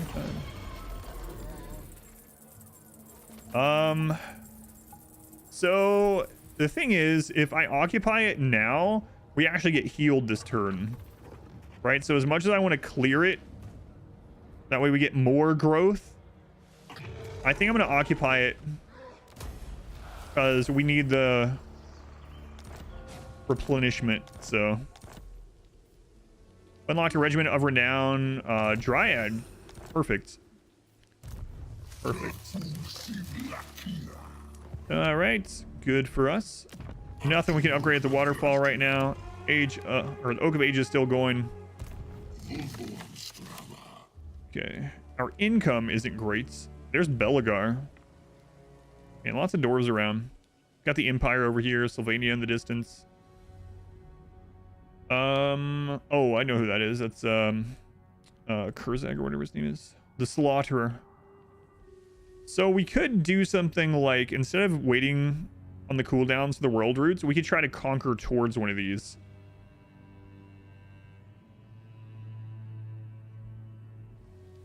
Maybe that's what we'll do. Maybe we'll just conquer our way towards that. Also one down here somewhere, right? Pretty far down, I think.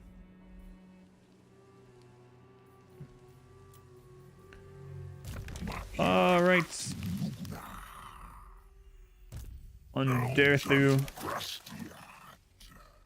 We're going to give him some buffs here. We're going to give him the 10 melee defense. And we'll grab Foe Seeker. Then on our caster, Earthblood, and then we'll get Flesh to Stone. Flesh to Stone is that physical resist spell. Okay, so the main building, let's see, has kind of a whatever garrison. Control +6, Corruption -2. And then, what are our options here? Growth +5 in all provinces. Casual replenishment rate +10% armies in region. Growth +20 in adjacent provinces. Recruitment cost -50% in region. Global recruitment duration -1. Control +1 in all adjacent provinces. Income from post-battle +50% are in adjacent regions. Income from raising +50% in adjacent regions. -2 corruption. Growth 20 in all adjacent. Construction cost reduction.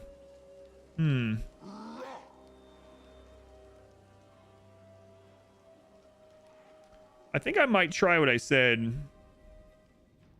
Let's see what it would be like to conquer to Griffinwood.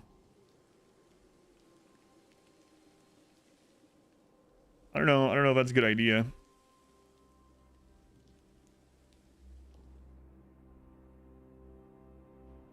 Hang on. Didn't we have some agreements too?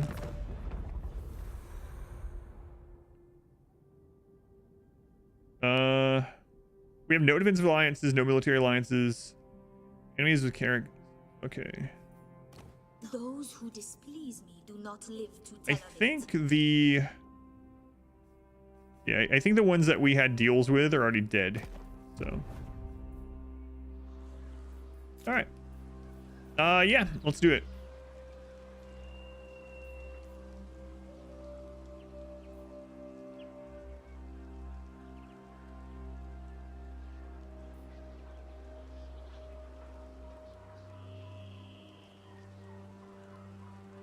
Okay, we'll do that.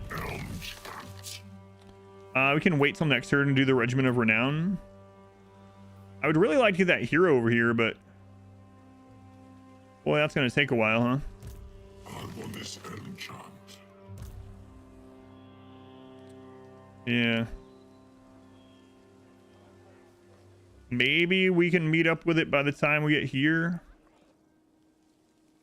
Wow, that's like 5 turns or something ridiculous. I think our best bet, actually, is to embed it in this army. And then we'll move this one over with the roots. And then bring the hero out of it. Seems like an okay idea. Mech Jock, welcome in.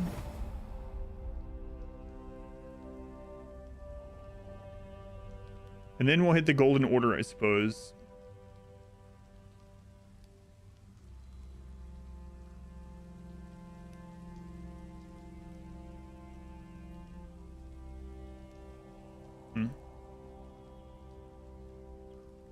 But yeah, I would like to get enough income from somewhere to afford a tree man army. That seems like it would be really cool to see. It's like Durthu, a couple of heroes, and a bunch of trees. Blooded Axe Tribe is in the forest. Okay.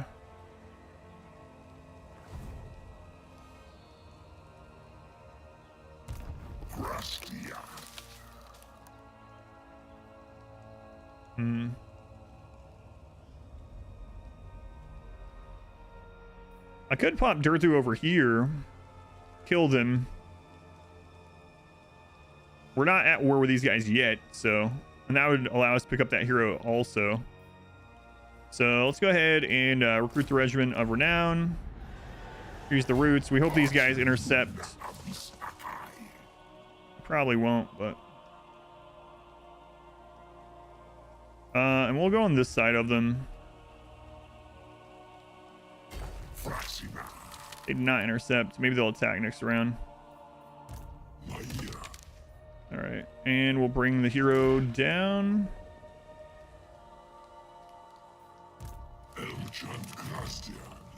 And we don't really have enough that I want to build up an army there yet. Turns are flying by in this one.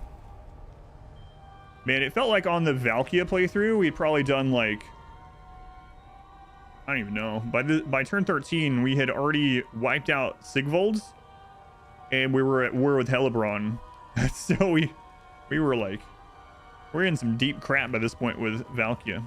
I mean, it's a good thing that not all the campaigns are like that, right? So, or else they would all feel very samey. It always takes a long time to do anything in old Intish, so.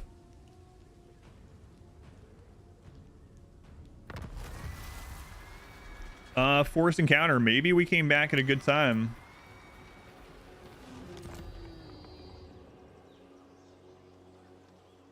Looks like we did.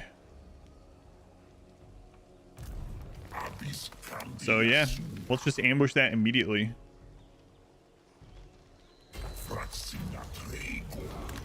Bretonnians again. So we have a quest to defeat 3 Bretonnian armies. So I think I'm gonna go ahead and attack them. Boy, we're just attacking everyone. Everyone that comes in the forest that isn't a wood elf. Pure victory. What is this? Lots of cav. All right, Pyrrhic victory. We're gonna fight it. So predictions going up. If you'd like to wager some channel points.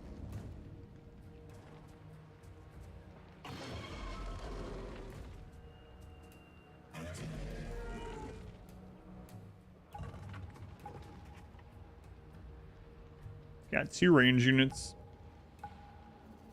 3 range units. We can swamp them. Obviously, their artillery's not going to do anything. Okay. Intruder in the forest. Kill him. It's really interesting, though. Like, I meant to say this in the beginning. I usually say this, so maybe if this ends up edited, and we can pull this section to the beginning. But for anyone that would, I find it really interesting. If you want to play the same campaign, a Durthu campaign, like play along, and let me know what differences yours end up as, because as I was thinking about this, we could have actually gone and gotten like relations with the orcs. We could have gotten plus 40 or something with a greenskin, or plus 20 or 40 or whatever it was with Bretonnia. Like, you could go completely opposite and just be like, oh yeah, everyone can come in the forest. Come on. We are allies with everyone. Which is, could be a good strategy. I mean, you could just sit back and let the forest slowly recuperate while everyone around you is just allies. You have this shield of allies and you just deal with forest battles. Might be a very different way than what I'm playing, but a fun way also. All right.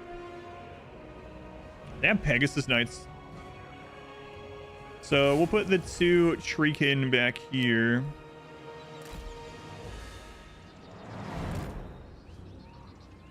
Actually, let's put 1 on this side and 1 on this side. I don't know, they're pretty slow, and this is a closer spot. Yeah, I'll put them both here. Very friendly with humans, high elves, and lizards, but had vampires, greenskins, etc. as enemies. That one worked nicely too. Yeah, it's so crazy how differently you can play each, even not just faction or like overall faction, but Legendary Lord campaign. All right, Durthu. It's only a level 1 Lord. He's probably not going to do a lot, so we could go ahead and just get Durthu in. over here.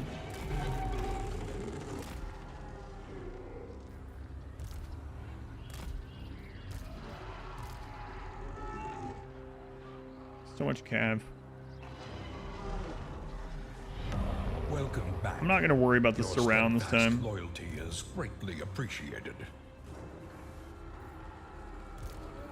All right, might regret it. We'll see. Relations with orcs. Alan, welcome in. Thank you for the resub. 12 months. Right, that's almost a full calendar year. Thank you. All right. Go.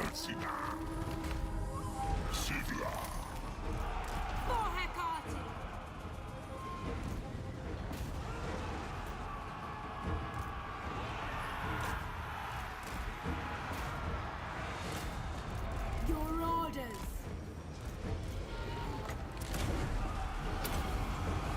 See if I end up regretting this. I might.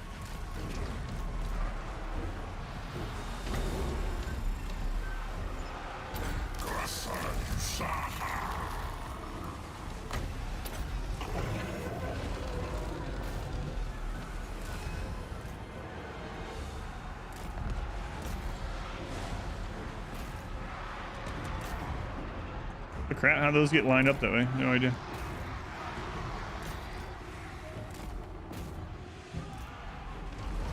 Onward.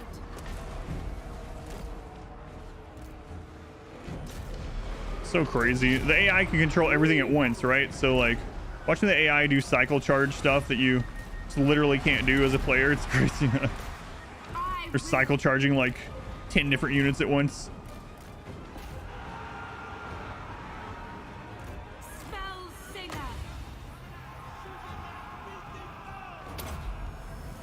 Ready to serve.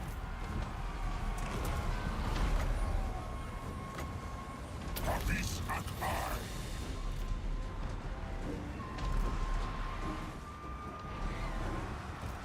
Yours to command. Azray Mage. Azray Mage. Battle ready.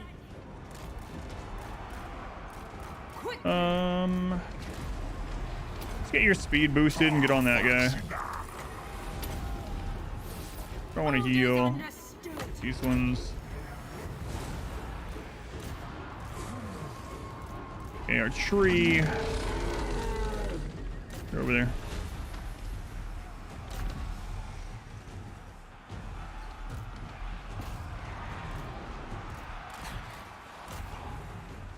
Now. Okay, those are broken. Let's finish breaking those ones. These guys just don't take damage. It's crazy.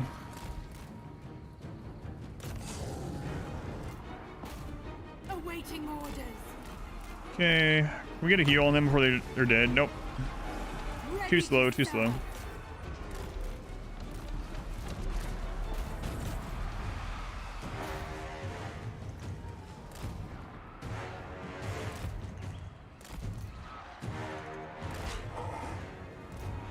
Move you into the woods here. Deepwood Mage.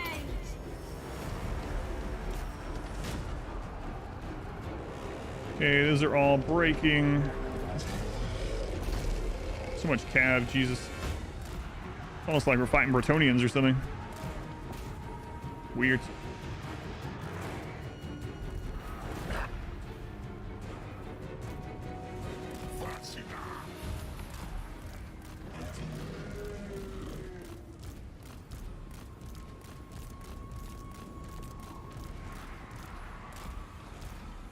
Yes! At pace! We had a couple heals in. We're gonna be recovering after this anyway, but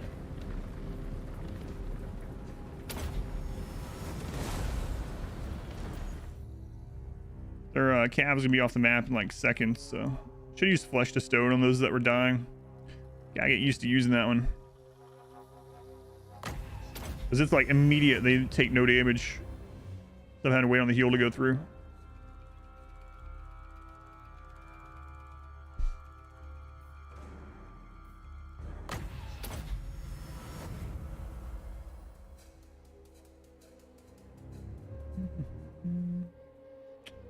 They're almost off this. We might get a couple heals left, though. So alt 2. Also just like Darkest Dungeon. It's all into heal stress, yeah. Pretty much.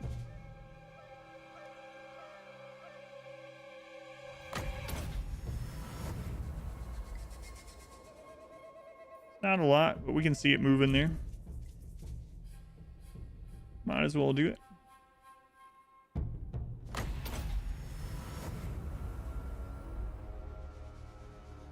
I should have maybe overcast it. Close to victory. All right, the close have it. Close have it.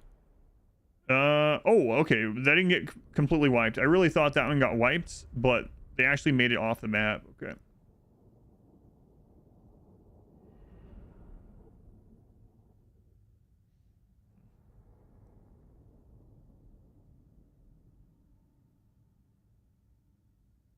So that's 1 of 3 against Bretonia. We're 2 of 3 against, as far as like for the quest, 2 of 3 against the Greenskin.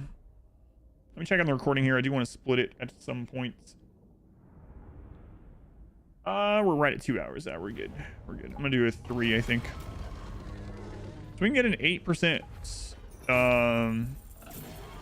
replenishment, but we're in our forest right now. We're gonna spend a turn here anyway. So I might as well take the money.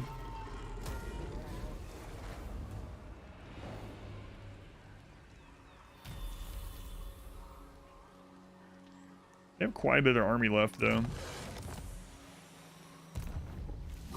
So we'll be hitting those next turn. So let's recruit 2 Treekin to replace those 2 Elven units with.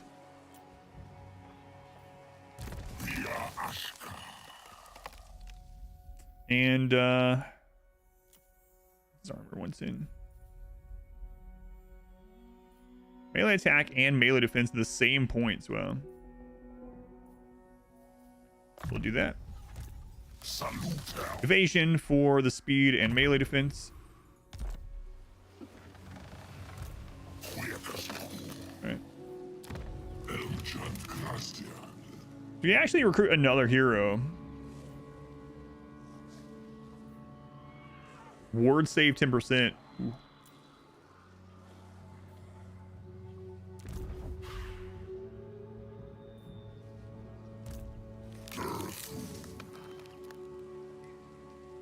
Highborn. Maybe I want that one instead.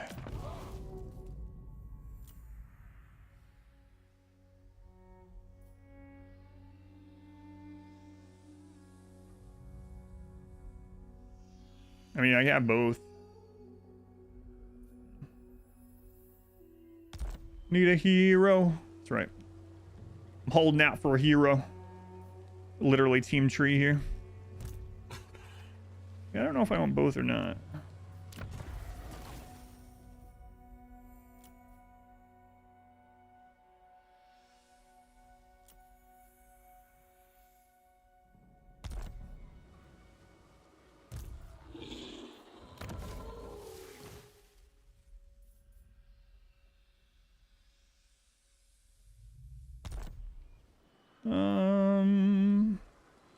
The waker of trees. I mean, I guess eventually.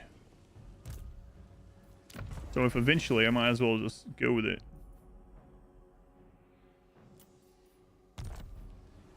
All right.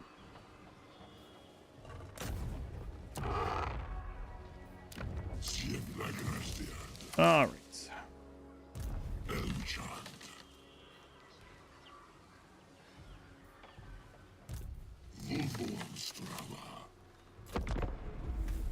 Need a hero.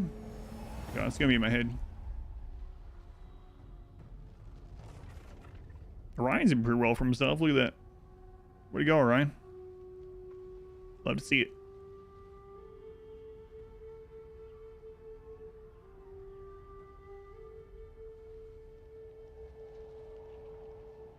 So what tier do we need to make it to Treeman? I think it's tier 4, right?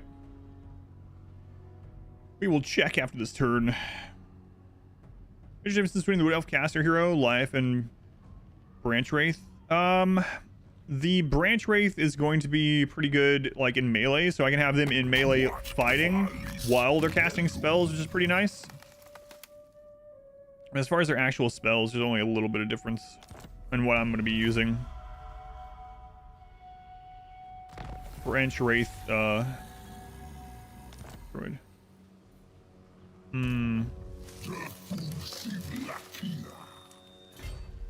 So yeah, we're gonna wipe this Bretonia force.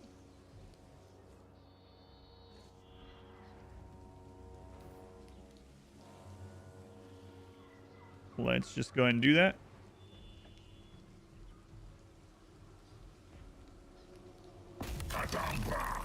Trees do not focus more on ranged units since elves are strong ranged. It's the nature of this character. So this character, like all his bonuses are to Spirit of the Forest units. So that's why he plays way differently than like Orion, which is more Cav plus range, or Sisters of Twilight, which is a lot of ranged. Drika, who is creatures and dryads. So this particular lord gets a lot of bonuses for some for dryads, but a lot for treekin and treemen. So just the nature of how he plays. We will probably have some other armies like that, but for his army, it doesn't make sense to have the elf units because we're not getting much from them, you know.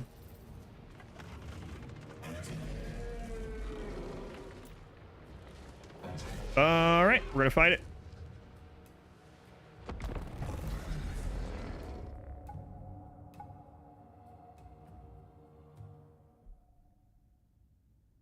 Yeah, that's the only reason. That's it. Play to their strengths. Yeah, and that's what. So even legendary lords among the same faction will play vastly different, and some of the units between them are going to be way stronger or weaker depending on which one you play, right? So not auto-resolving. Auto-resolving would have lost me several groups of these units, so no. Yeah, I was going to play the Sisters of Twilight, but like I said, we just played like 4 campaigns in that same area. So I was, you know, it's like I've seen enough Dark Elves for a little while.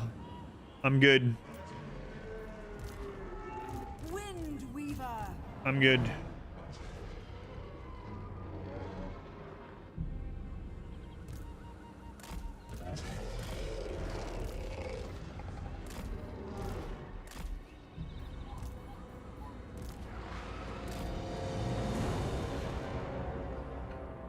So I don't want to lose these ones. So the ones that are weakened, I'm just going to go ahead and put back here.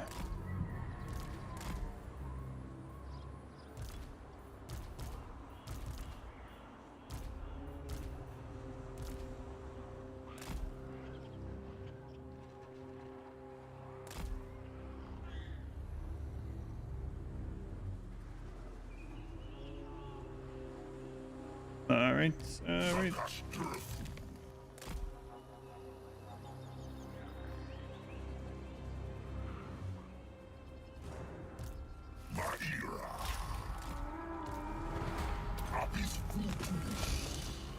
We never miss.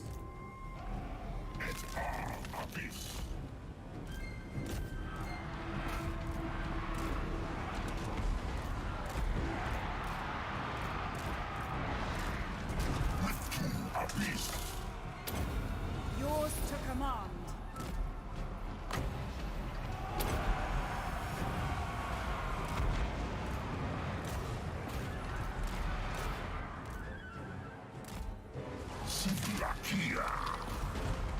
The forest speaks.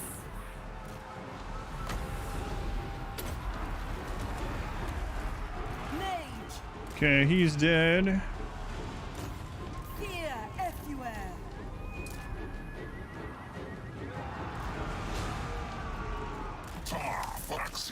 Oops. I accidentally unassigned him to hockey on how that happened. I targets. Let fly.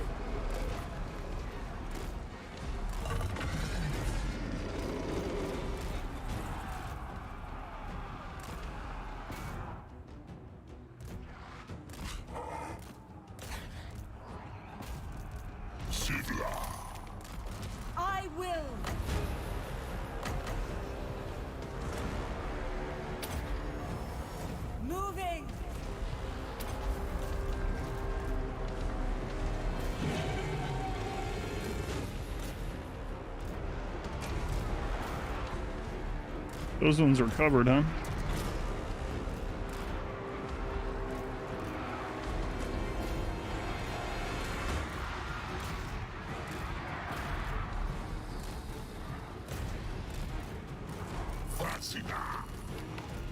Of course.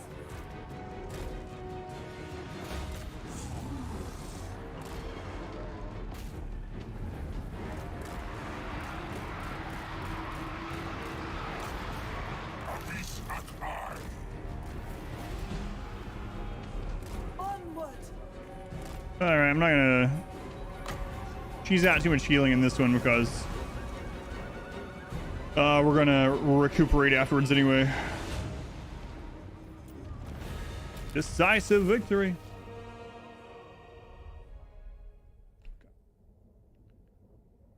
Our favorite legendary lords are in that area. Morathi, Althanar sisters.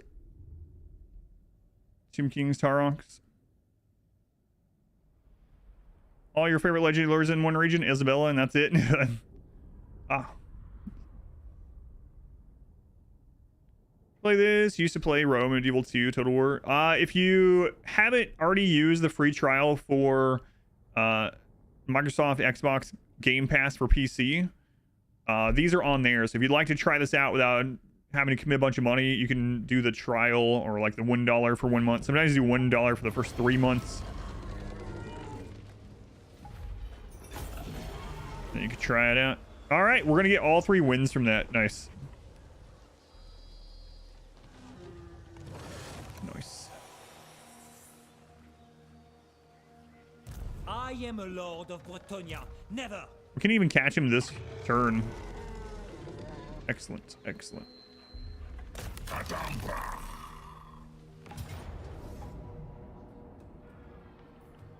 We can even auto-resolve that with no losses, so we'll just do it.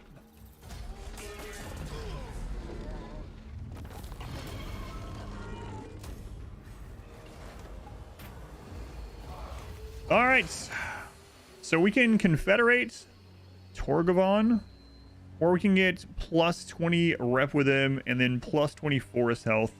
I actually am not sure which one I want to do. I think I'm going to confederate, but I know what's going to happen. Every time you confederate someone, especially on this difficulty, like the AI gets so many cheats to, you know, have more army and income and lower cost and all that kind of stuff. So you end up getting a bunch of armies and then you just like disband them because you can't afford them. Our income's going to plummet. But I think I'm going to do it anyway. So your OPC and stop using consoles to play this game. Yeah, it's a good one. It's a good one for it. And guns will come in. I think I'm going to confederate. All right. Mission success.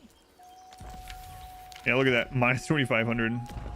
I have Vol's Anvil as well. Glade Lord, at your service. Oh, Lord. Going craze? Yeah, I did.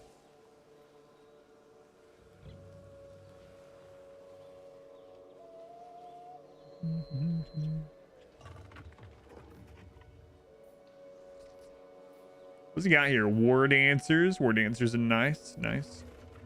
Glade Guards with Hagbane tips. Nice. He's got Weight Watchers in there.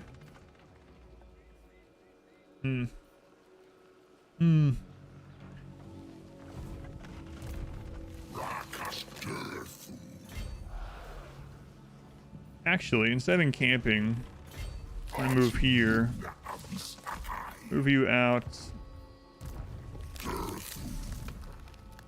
There we go.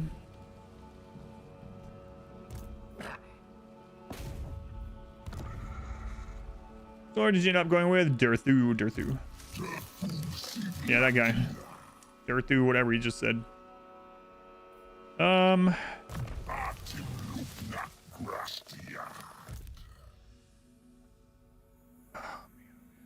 don't know if I want to keep him or not. Herald's chosen. Wins a magic power reserve. Plus 10% when increasing. Melee attack plus 8 during forest battles. Obviously doesn't have much of anything yet. I don't think I'm going to. We just can't afford it right now. Weight Watchers. Star stream? Oh yeah, no worries. Yeah, Durthu.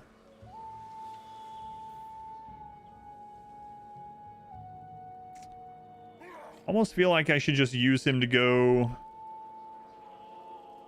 How many settlements does Grom? Grom, how many settlements you got? 6. Oh god, he's taking over a bunch of Bretonian crap over there. Yeah, I know. But she's only level 3. Let's see what she has. Fleet-footed, speed, and strider.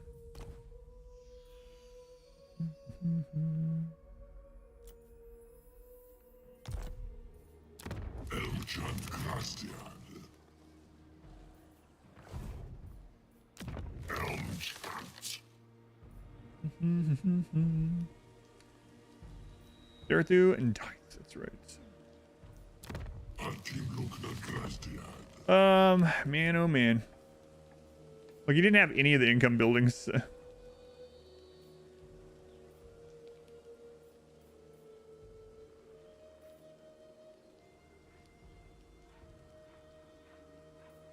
Yeah, I think I'm gonna get rid of his army, but I'm just. At your service.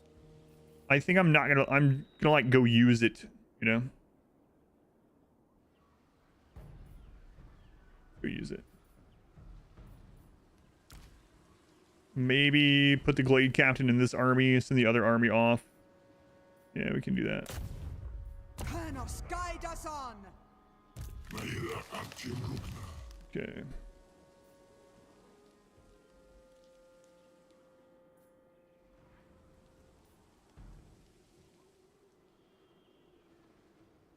You called? All right. What else about the faction you know the least about? Me too. Yeah, I've never played them. I had them forever, but never played them. So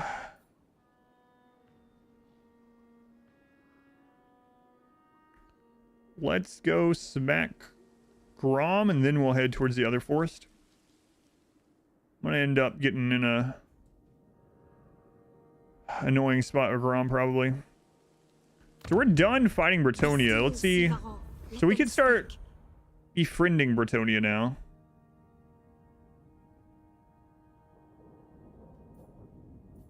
So non-aggression, ever pay. That's fine. We got what we want from Bretonia. Okay. Let's go on pocket change. Welcome in. Who calls? Golden order we're gonna fight soon. Okay.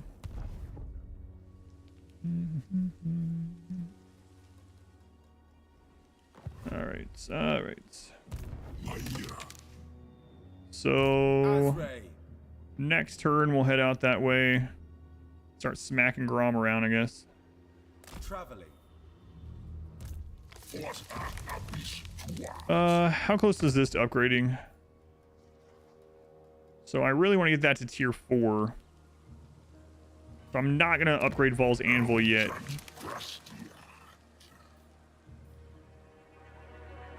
$1,200 to demolish.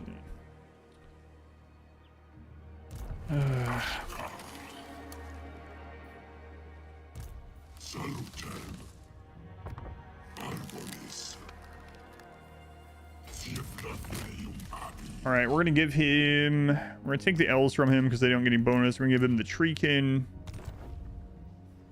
All right, and then You need me? Dieth will hand one of those over to you. All right, skip that for now. End the turn. D&D, Durthu, and Dieth. Or can you move away from your own settlement or bases? There's no limit. The map is friggin' huge. You can be really far away. I'll zoom out and show you the map. In our last campaign, we had one army that was in the very, very northwest pocket, and another army that made it all the way to the the extreme northeast of the map. So yeah, you can go as far as you want. Obviously, you might get killed, but you can conquer as much. You can do the entire map, yeah.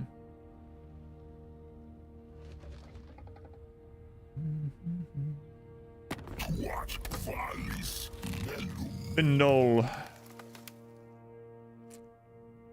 Trade agreement, okay. no resupply. It depends on your faction. Yeah. Depends on your faction. So there's global recruitment with some factions where it takes you basically twice as long and twice as much money to recruit. But not all factions that way. It's vastly different. But yeah, let me zoom out and I'll show you. The map is friggin' huge. So we had a base here, and then I owned the entire top, and we had an army all the way over here. Massive. Most campaigns you're not going to see the whole map, but yeah, each faction has a different way to kind of. Scythe will do the same thing. Beginning my journey. There we go. And we'll park you back home here. The Elves troops similar to Warcraft.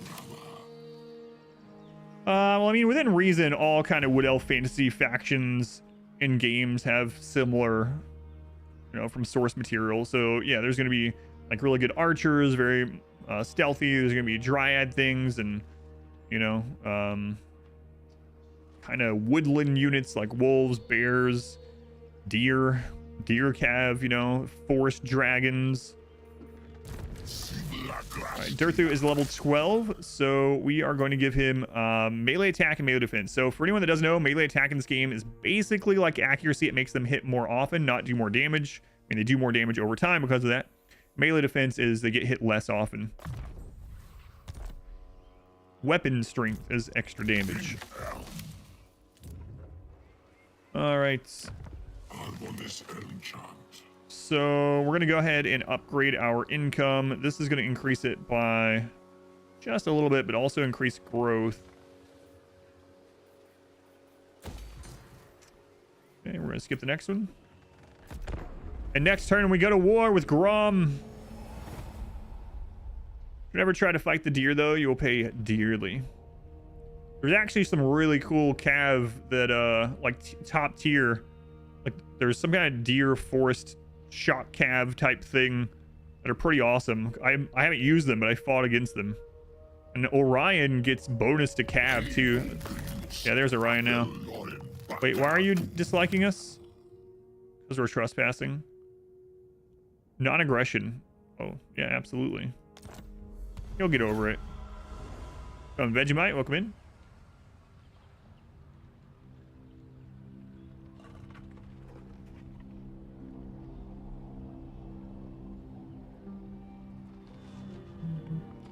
So when we stop the recording, or split the recording, which is going to be in about 30 minutes, I'm going to take a 15-minute amount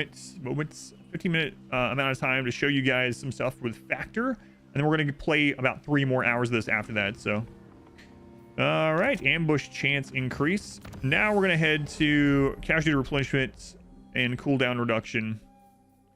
16 turns. Ouch. How's the Wood Elf going? It's going well so far. So it looks like Grom is headed off somewhere. They're raiding our allies. As long as they're not raiding our money, I don't care right now. Okay, Waterfall Palace. We really want to get to tier 4, so I need 9,700. We can probably get that this turn off killing them. Glade Lord, I acquiesce to your request. Can we make it there with Durthu? Oh, so close. All right, we'll go into ambush stance. Move as close as we can.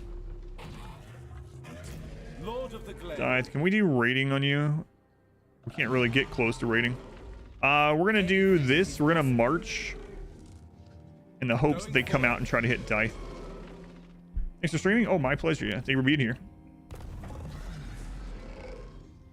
Are there RTS naval battles? Yes, but there's a magical island that appears when you do a naval battle.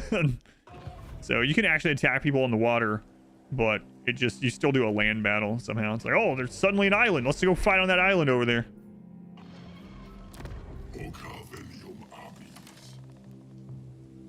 So a little bit silly. A little. God, I gotta get more money. We might have to disband that army.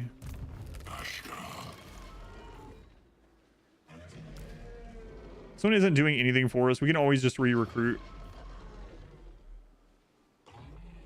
This one doesn't have like Wait, I could break it out to get more growth. I mean, it doesn't need broken out, but it is actually giving us 10 growth. Ugh. Ugh. Oh, we're gonna be poor. The day they add ship combat, yeah.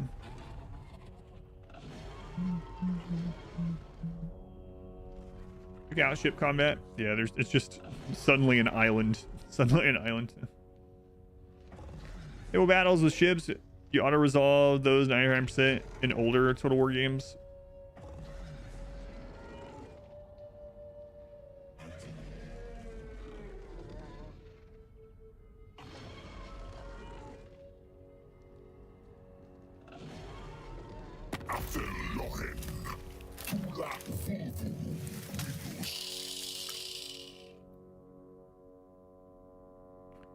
Peace treaty with those dwarves.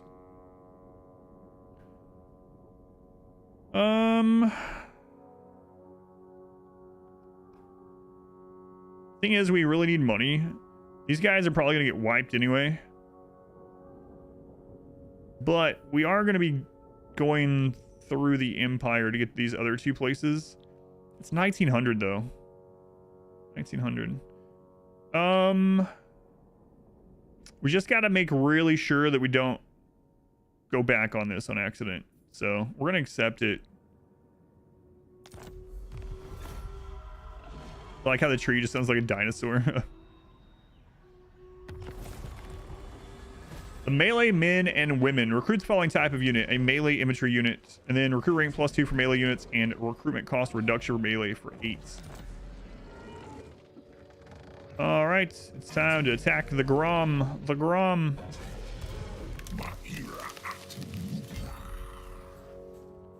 So I think what I'm gonna do. Nah, it's fine. I'm gonna attack this with Durthu here. Wow, Grom, look at you. Strength rank 3, Grom. Well, uh-oh. Uh-oh. Grom's been doing all right for himself, apparently. 15 minutes later, kill the dwarves.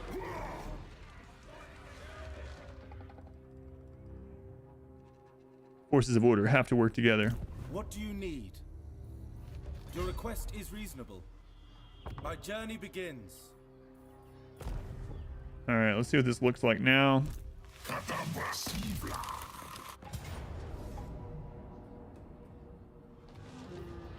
Close victory, and we get no losses, so we're just gonna do it.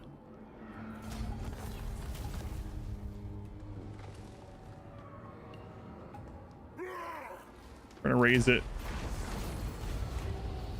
And we're gonna confederate again. Uh-oh.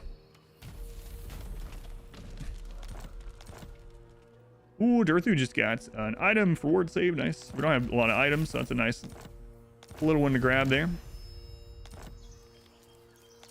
All right. Back to work 2 back crew would be better. World, there was always at least one right answer instead of books under the expanse. Back crew, thank you for the lurk.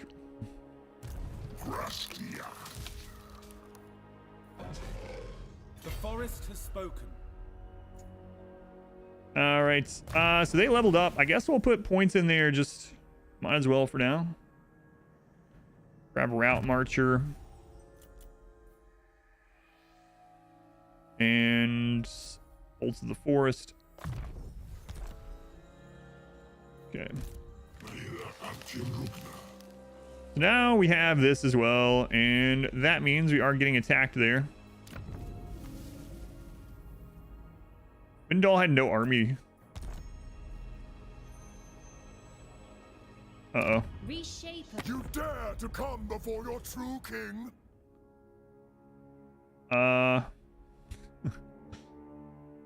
It's all right, Orion. Just chill. Just chill.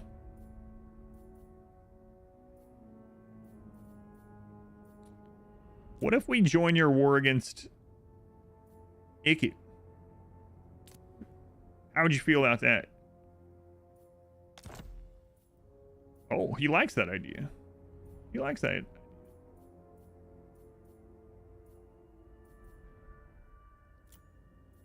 He likes it. What's wrong with Orion? He doesn't like that we're confederating those guys. The wars, they're useless. Diplomacy in this is pretty decent. Yeah. Yeah, they've rehauled it quite a bit over the last few years.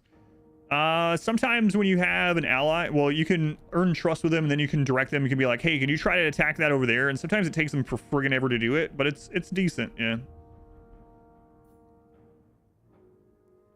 I really want to go ahead and declare war with Clan Scryer. Yeah, okay. Good. All right, it's still going to deteriorate this turn. We'll see what he says now. Oh, Orion. Auto parts. All right.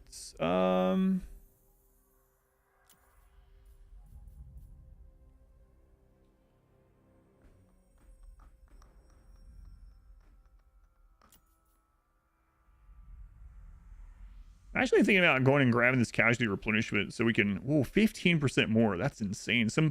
Most people only get 6% for 3 points in that. I think I'm actually gonna go down the blue line. I need him to be able to dominate, you know? So maybe we grab a few more things in his yellow line. Melee attack is 79.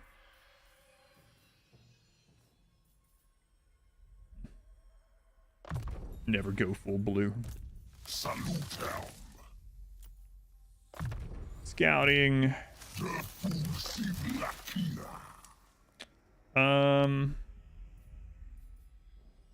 Plasma, Earth Blood, heal. Okay. Minus 7k.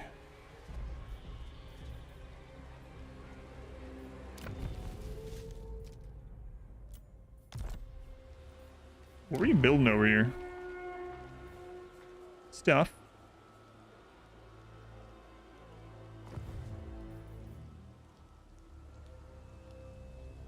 Our army upkeep is crazy. I think we're just gonna have to drop this army. Even with that, we're still hurting.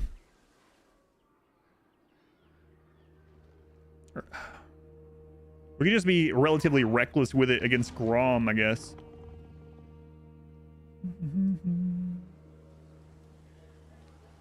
I think Phelan's joking, yeah.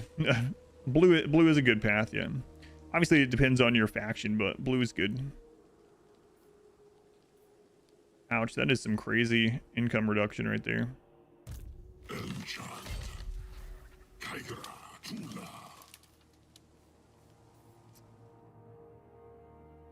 I'm gonna have to get rid of his army. Feels bad because he just leached a bunch of XP from Durthu, but I don't know. Durthu's pretty weak too. We might need Dice to back him up. I just can't. It's like 3 turns and we're out of money. Ouch. Phelan's just trolling. I might regret it, but I'm gonna disband it. Can I offer assistance? You can always get him back. What? No trade deals available. Now? Oh, I should have went through the mountains.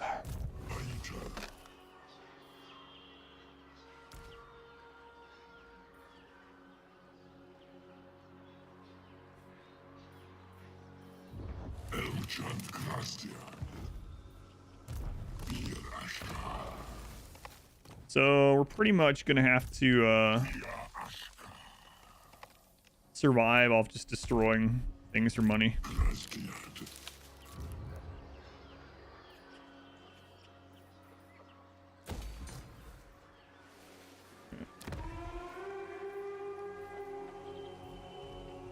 I need to get the income buildings here.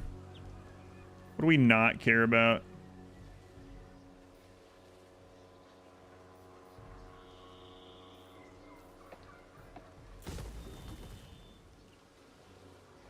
Okay, points.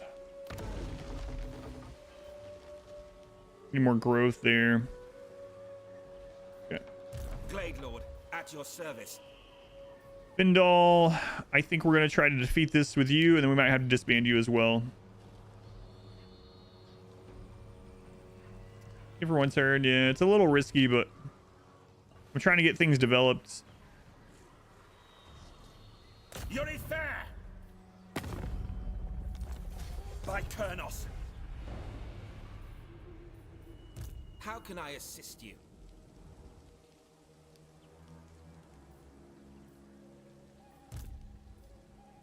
Destroy them!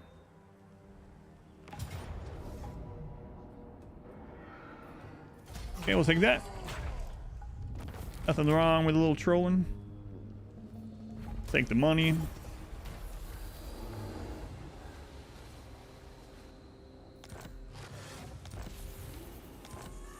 So I could bring Findal over here and actually start working through this area to get money that way. Can we spare enough turns to do that?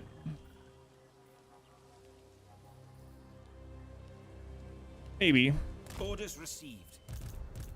Go ahead and take her out. Defender of the domain.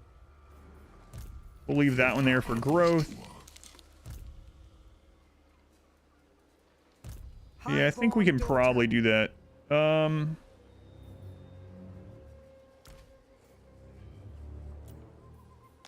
Azray.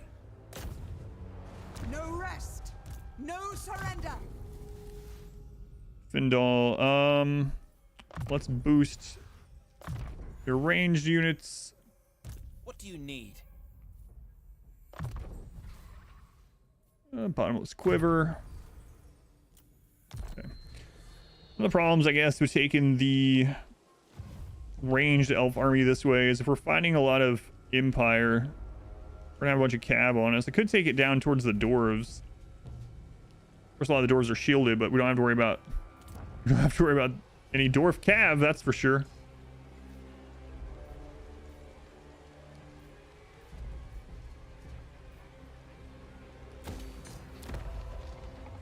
Oh boy, can't do that. Okay, I'll get into war with the Empire probably. Yep, at least temporarily. I know it's weird, but I think I'm going to.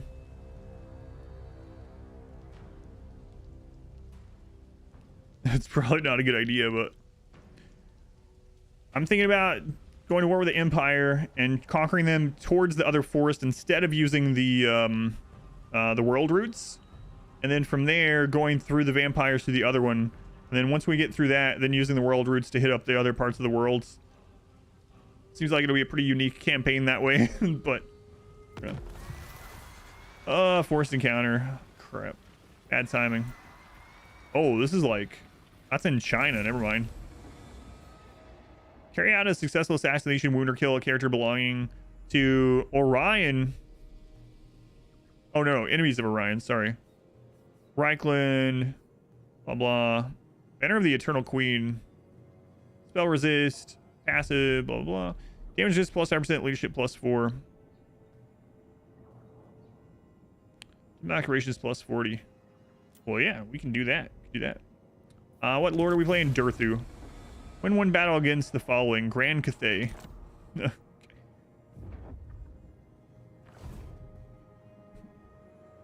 I like how we just say China, not Cathay. Map is friggin' huge. It's enormous. Okay, so Durthu, we need to get his regeneration. Maybe I should have seeded that. If Grom's army comes through here, we're gonna have a bad time. I mean, I could seed it now. What does it cost now? 5,200. Nah, I'm good. Grom, please don't be coming down this way. Please. Please.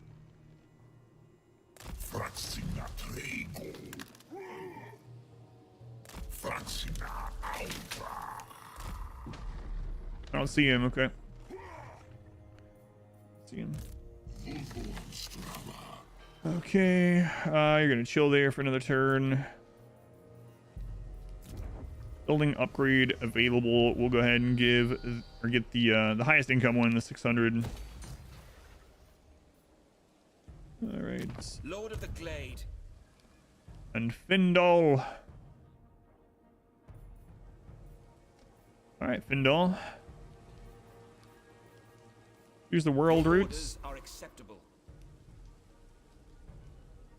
Pop out over here. Going forth.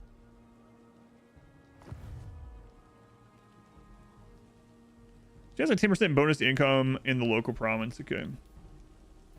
It's good to remember because I could bring them up there. All right, where are we at on our recording? About 10 or 15 minutes, and then I'm going to tell you guys about sponsor for just 10 or 15 minutes as well, and then we'll play 3 or 4 more hours of this. It's 184 factions. It started out with like 270 something factions, yeah. 270 something, so there's already been a lot of factions wiped out. A lot of them are fodder type factions, minor factions. Okay, we are playing Durthu, Duluth, the clothing brand. Durthu Trading Company. There can be many of the same race. Yes. Great stag. We can hunt it. We lose some treasure. We get missile strength plus 10% all armies for 4 turns. Or we can let it be and we get charge bonus for units that we don't have.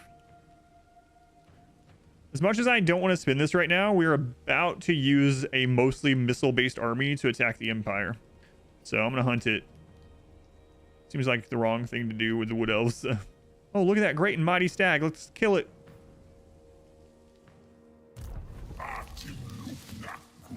All right, we are going to hit this, and I'm actually going to seed it. I'm not going to raise it so that we can get some recovery there. So, attack this. What's the... the garrison is just a minor garrison. That shouldn't be a big deal.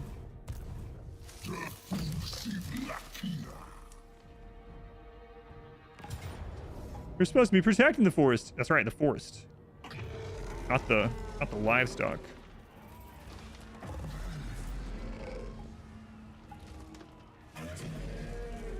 All right, guys, I should really fight this. It's low casualties, but it's still... We can get less casualties if I fight it, so I'm going to fight it. Stag does taste good. Durthu, Dythe & Partners. Garden Management Company. But yes, all the different races have lots of different lords, and one of the great things about the game is all of the legendary lords in a race play vastly different. Like, way differently. So... Even campaigns with the same lord play very differently, but like the difference between playing someone like Durthu or Draika and the Sisters of Twilight is going to be just night and day. Different. They're going to be specializing in different units. Their playstyle and combat's going to be different. How they work on the world map's going to be different. Sisters of Twilight have this special like forge for equipment, which I don't have. They start in a different place on the globe. There's a lot. A lot of differences. Fel, it's been a while. Welcome back, Fel.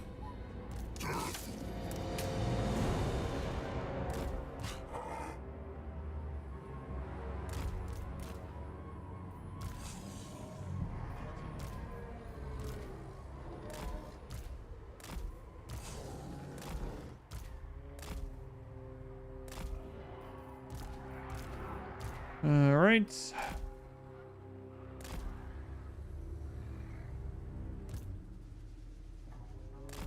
She seems so sad. Everyone else has the ability to position themselves here, you know. They have but she does not, because she's not a tree person or dryad or anything. All right, let's do it. Laptop, but added her cell phone. Weird.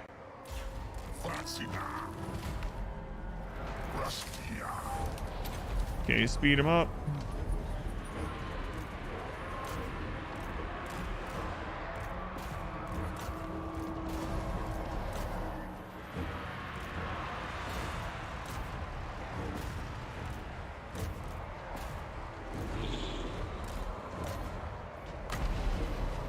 Go ahead and start throwing out heals.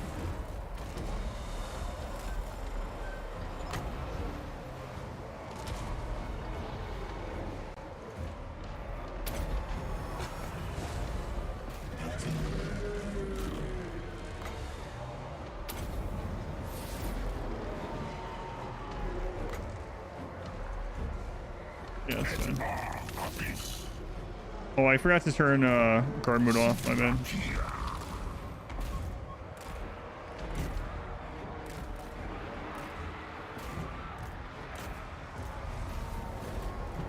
Not that it really matters. Okay, we're gonna try to get a few heals in.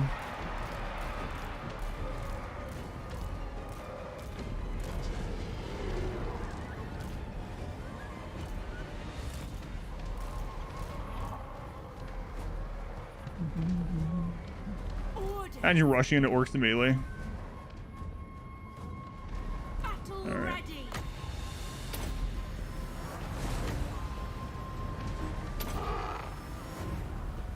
So we're just gonna try to heal that a little bit. Be nice if we could catch things. More kills means more experience.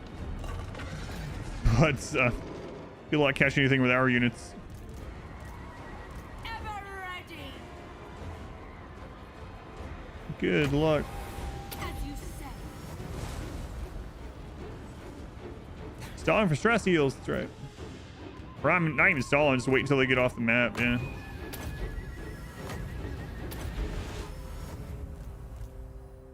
Might as well.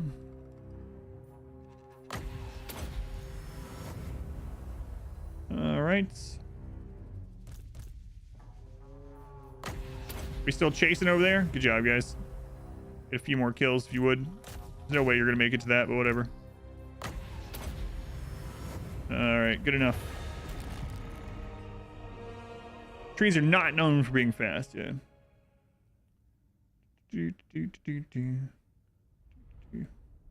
I guess healing in this situation doesn't matter because we're not about to fight something else, yeah, but well, you know. Might as well do it, I suppose, while the others are chasing down, getting extra kills.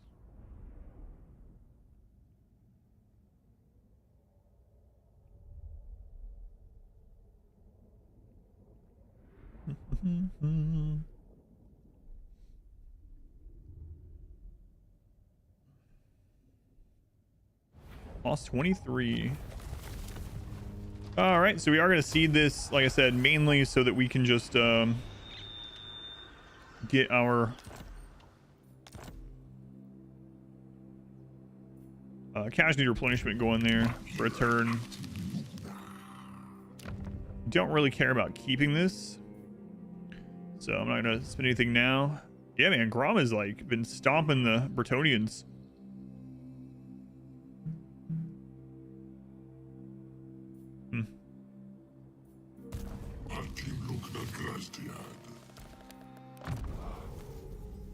All right, I'll go ahead and grab this.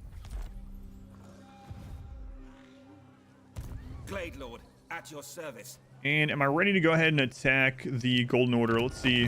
What brings you Strength here rank to 28. disturb They actually my have more than we do. More armies than we do. Am I gonna do a sponsor stuff? Yeah. When I'm splitting the recording. So if you want to get the maybe the box and just like the box, the papers, maybe just like one stack of the meals, or you know, so I can show people or something. Or I can do it. Just let me know. But no, I was planning on doing that in at the end of this turn, actually.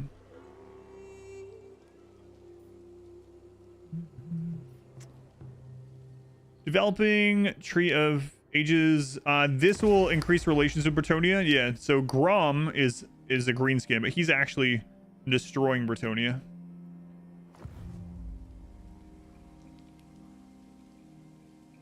Let's see how much we would get for raiding over here. The forest has spoken. I go forth. 109.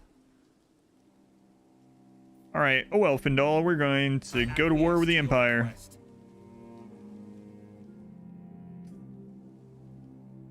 Well, I don't know about this. You dare to come before your true king?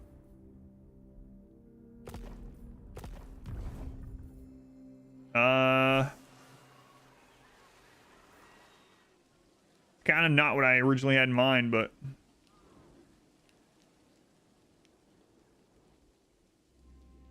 what's the worst that could happen, right? Right.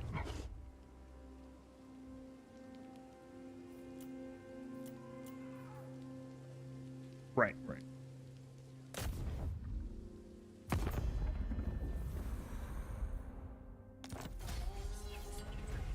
To arms! Well, this is probably gonna end badly.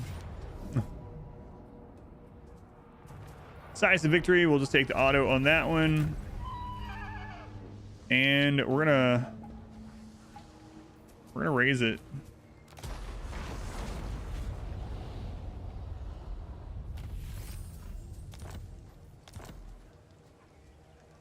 Proud son of Athel Lauren. Give you some more damage on your ranged units. Also had our spell slinger upgrade here. We'll grab magical reserve. And let's get foe seeker. More missile damage.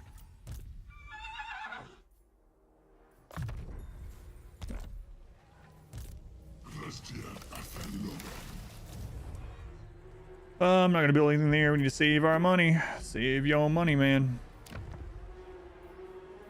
We'll upgrade our building that produces money, though.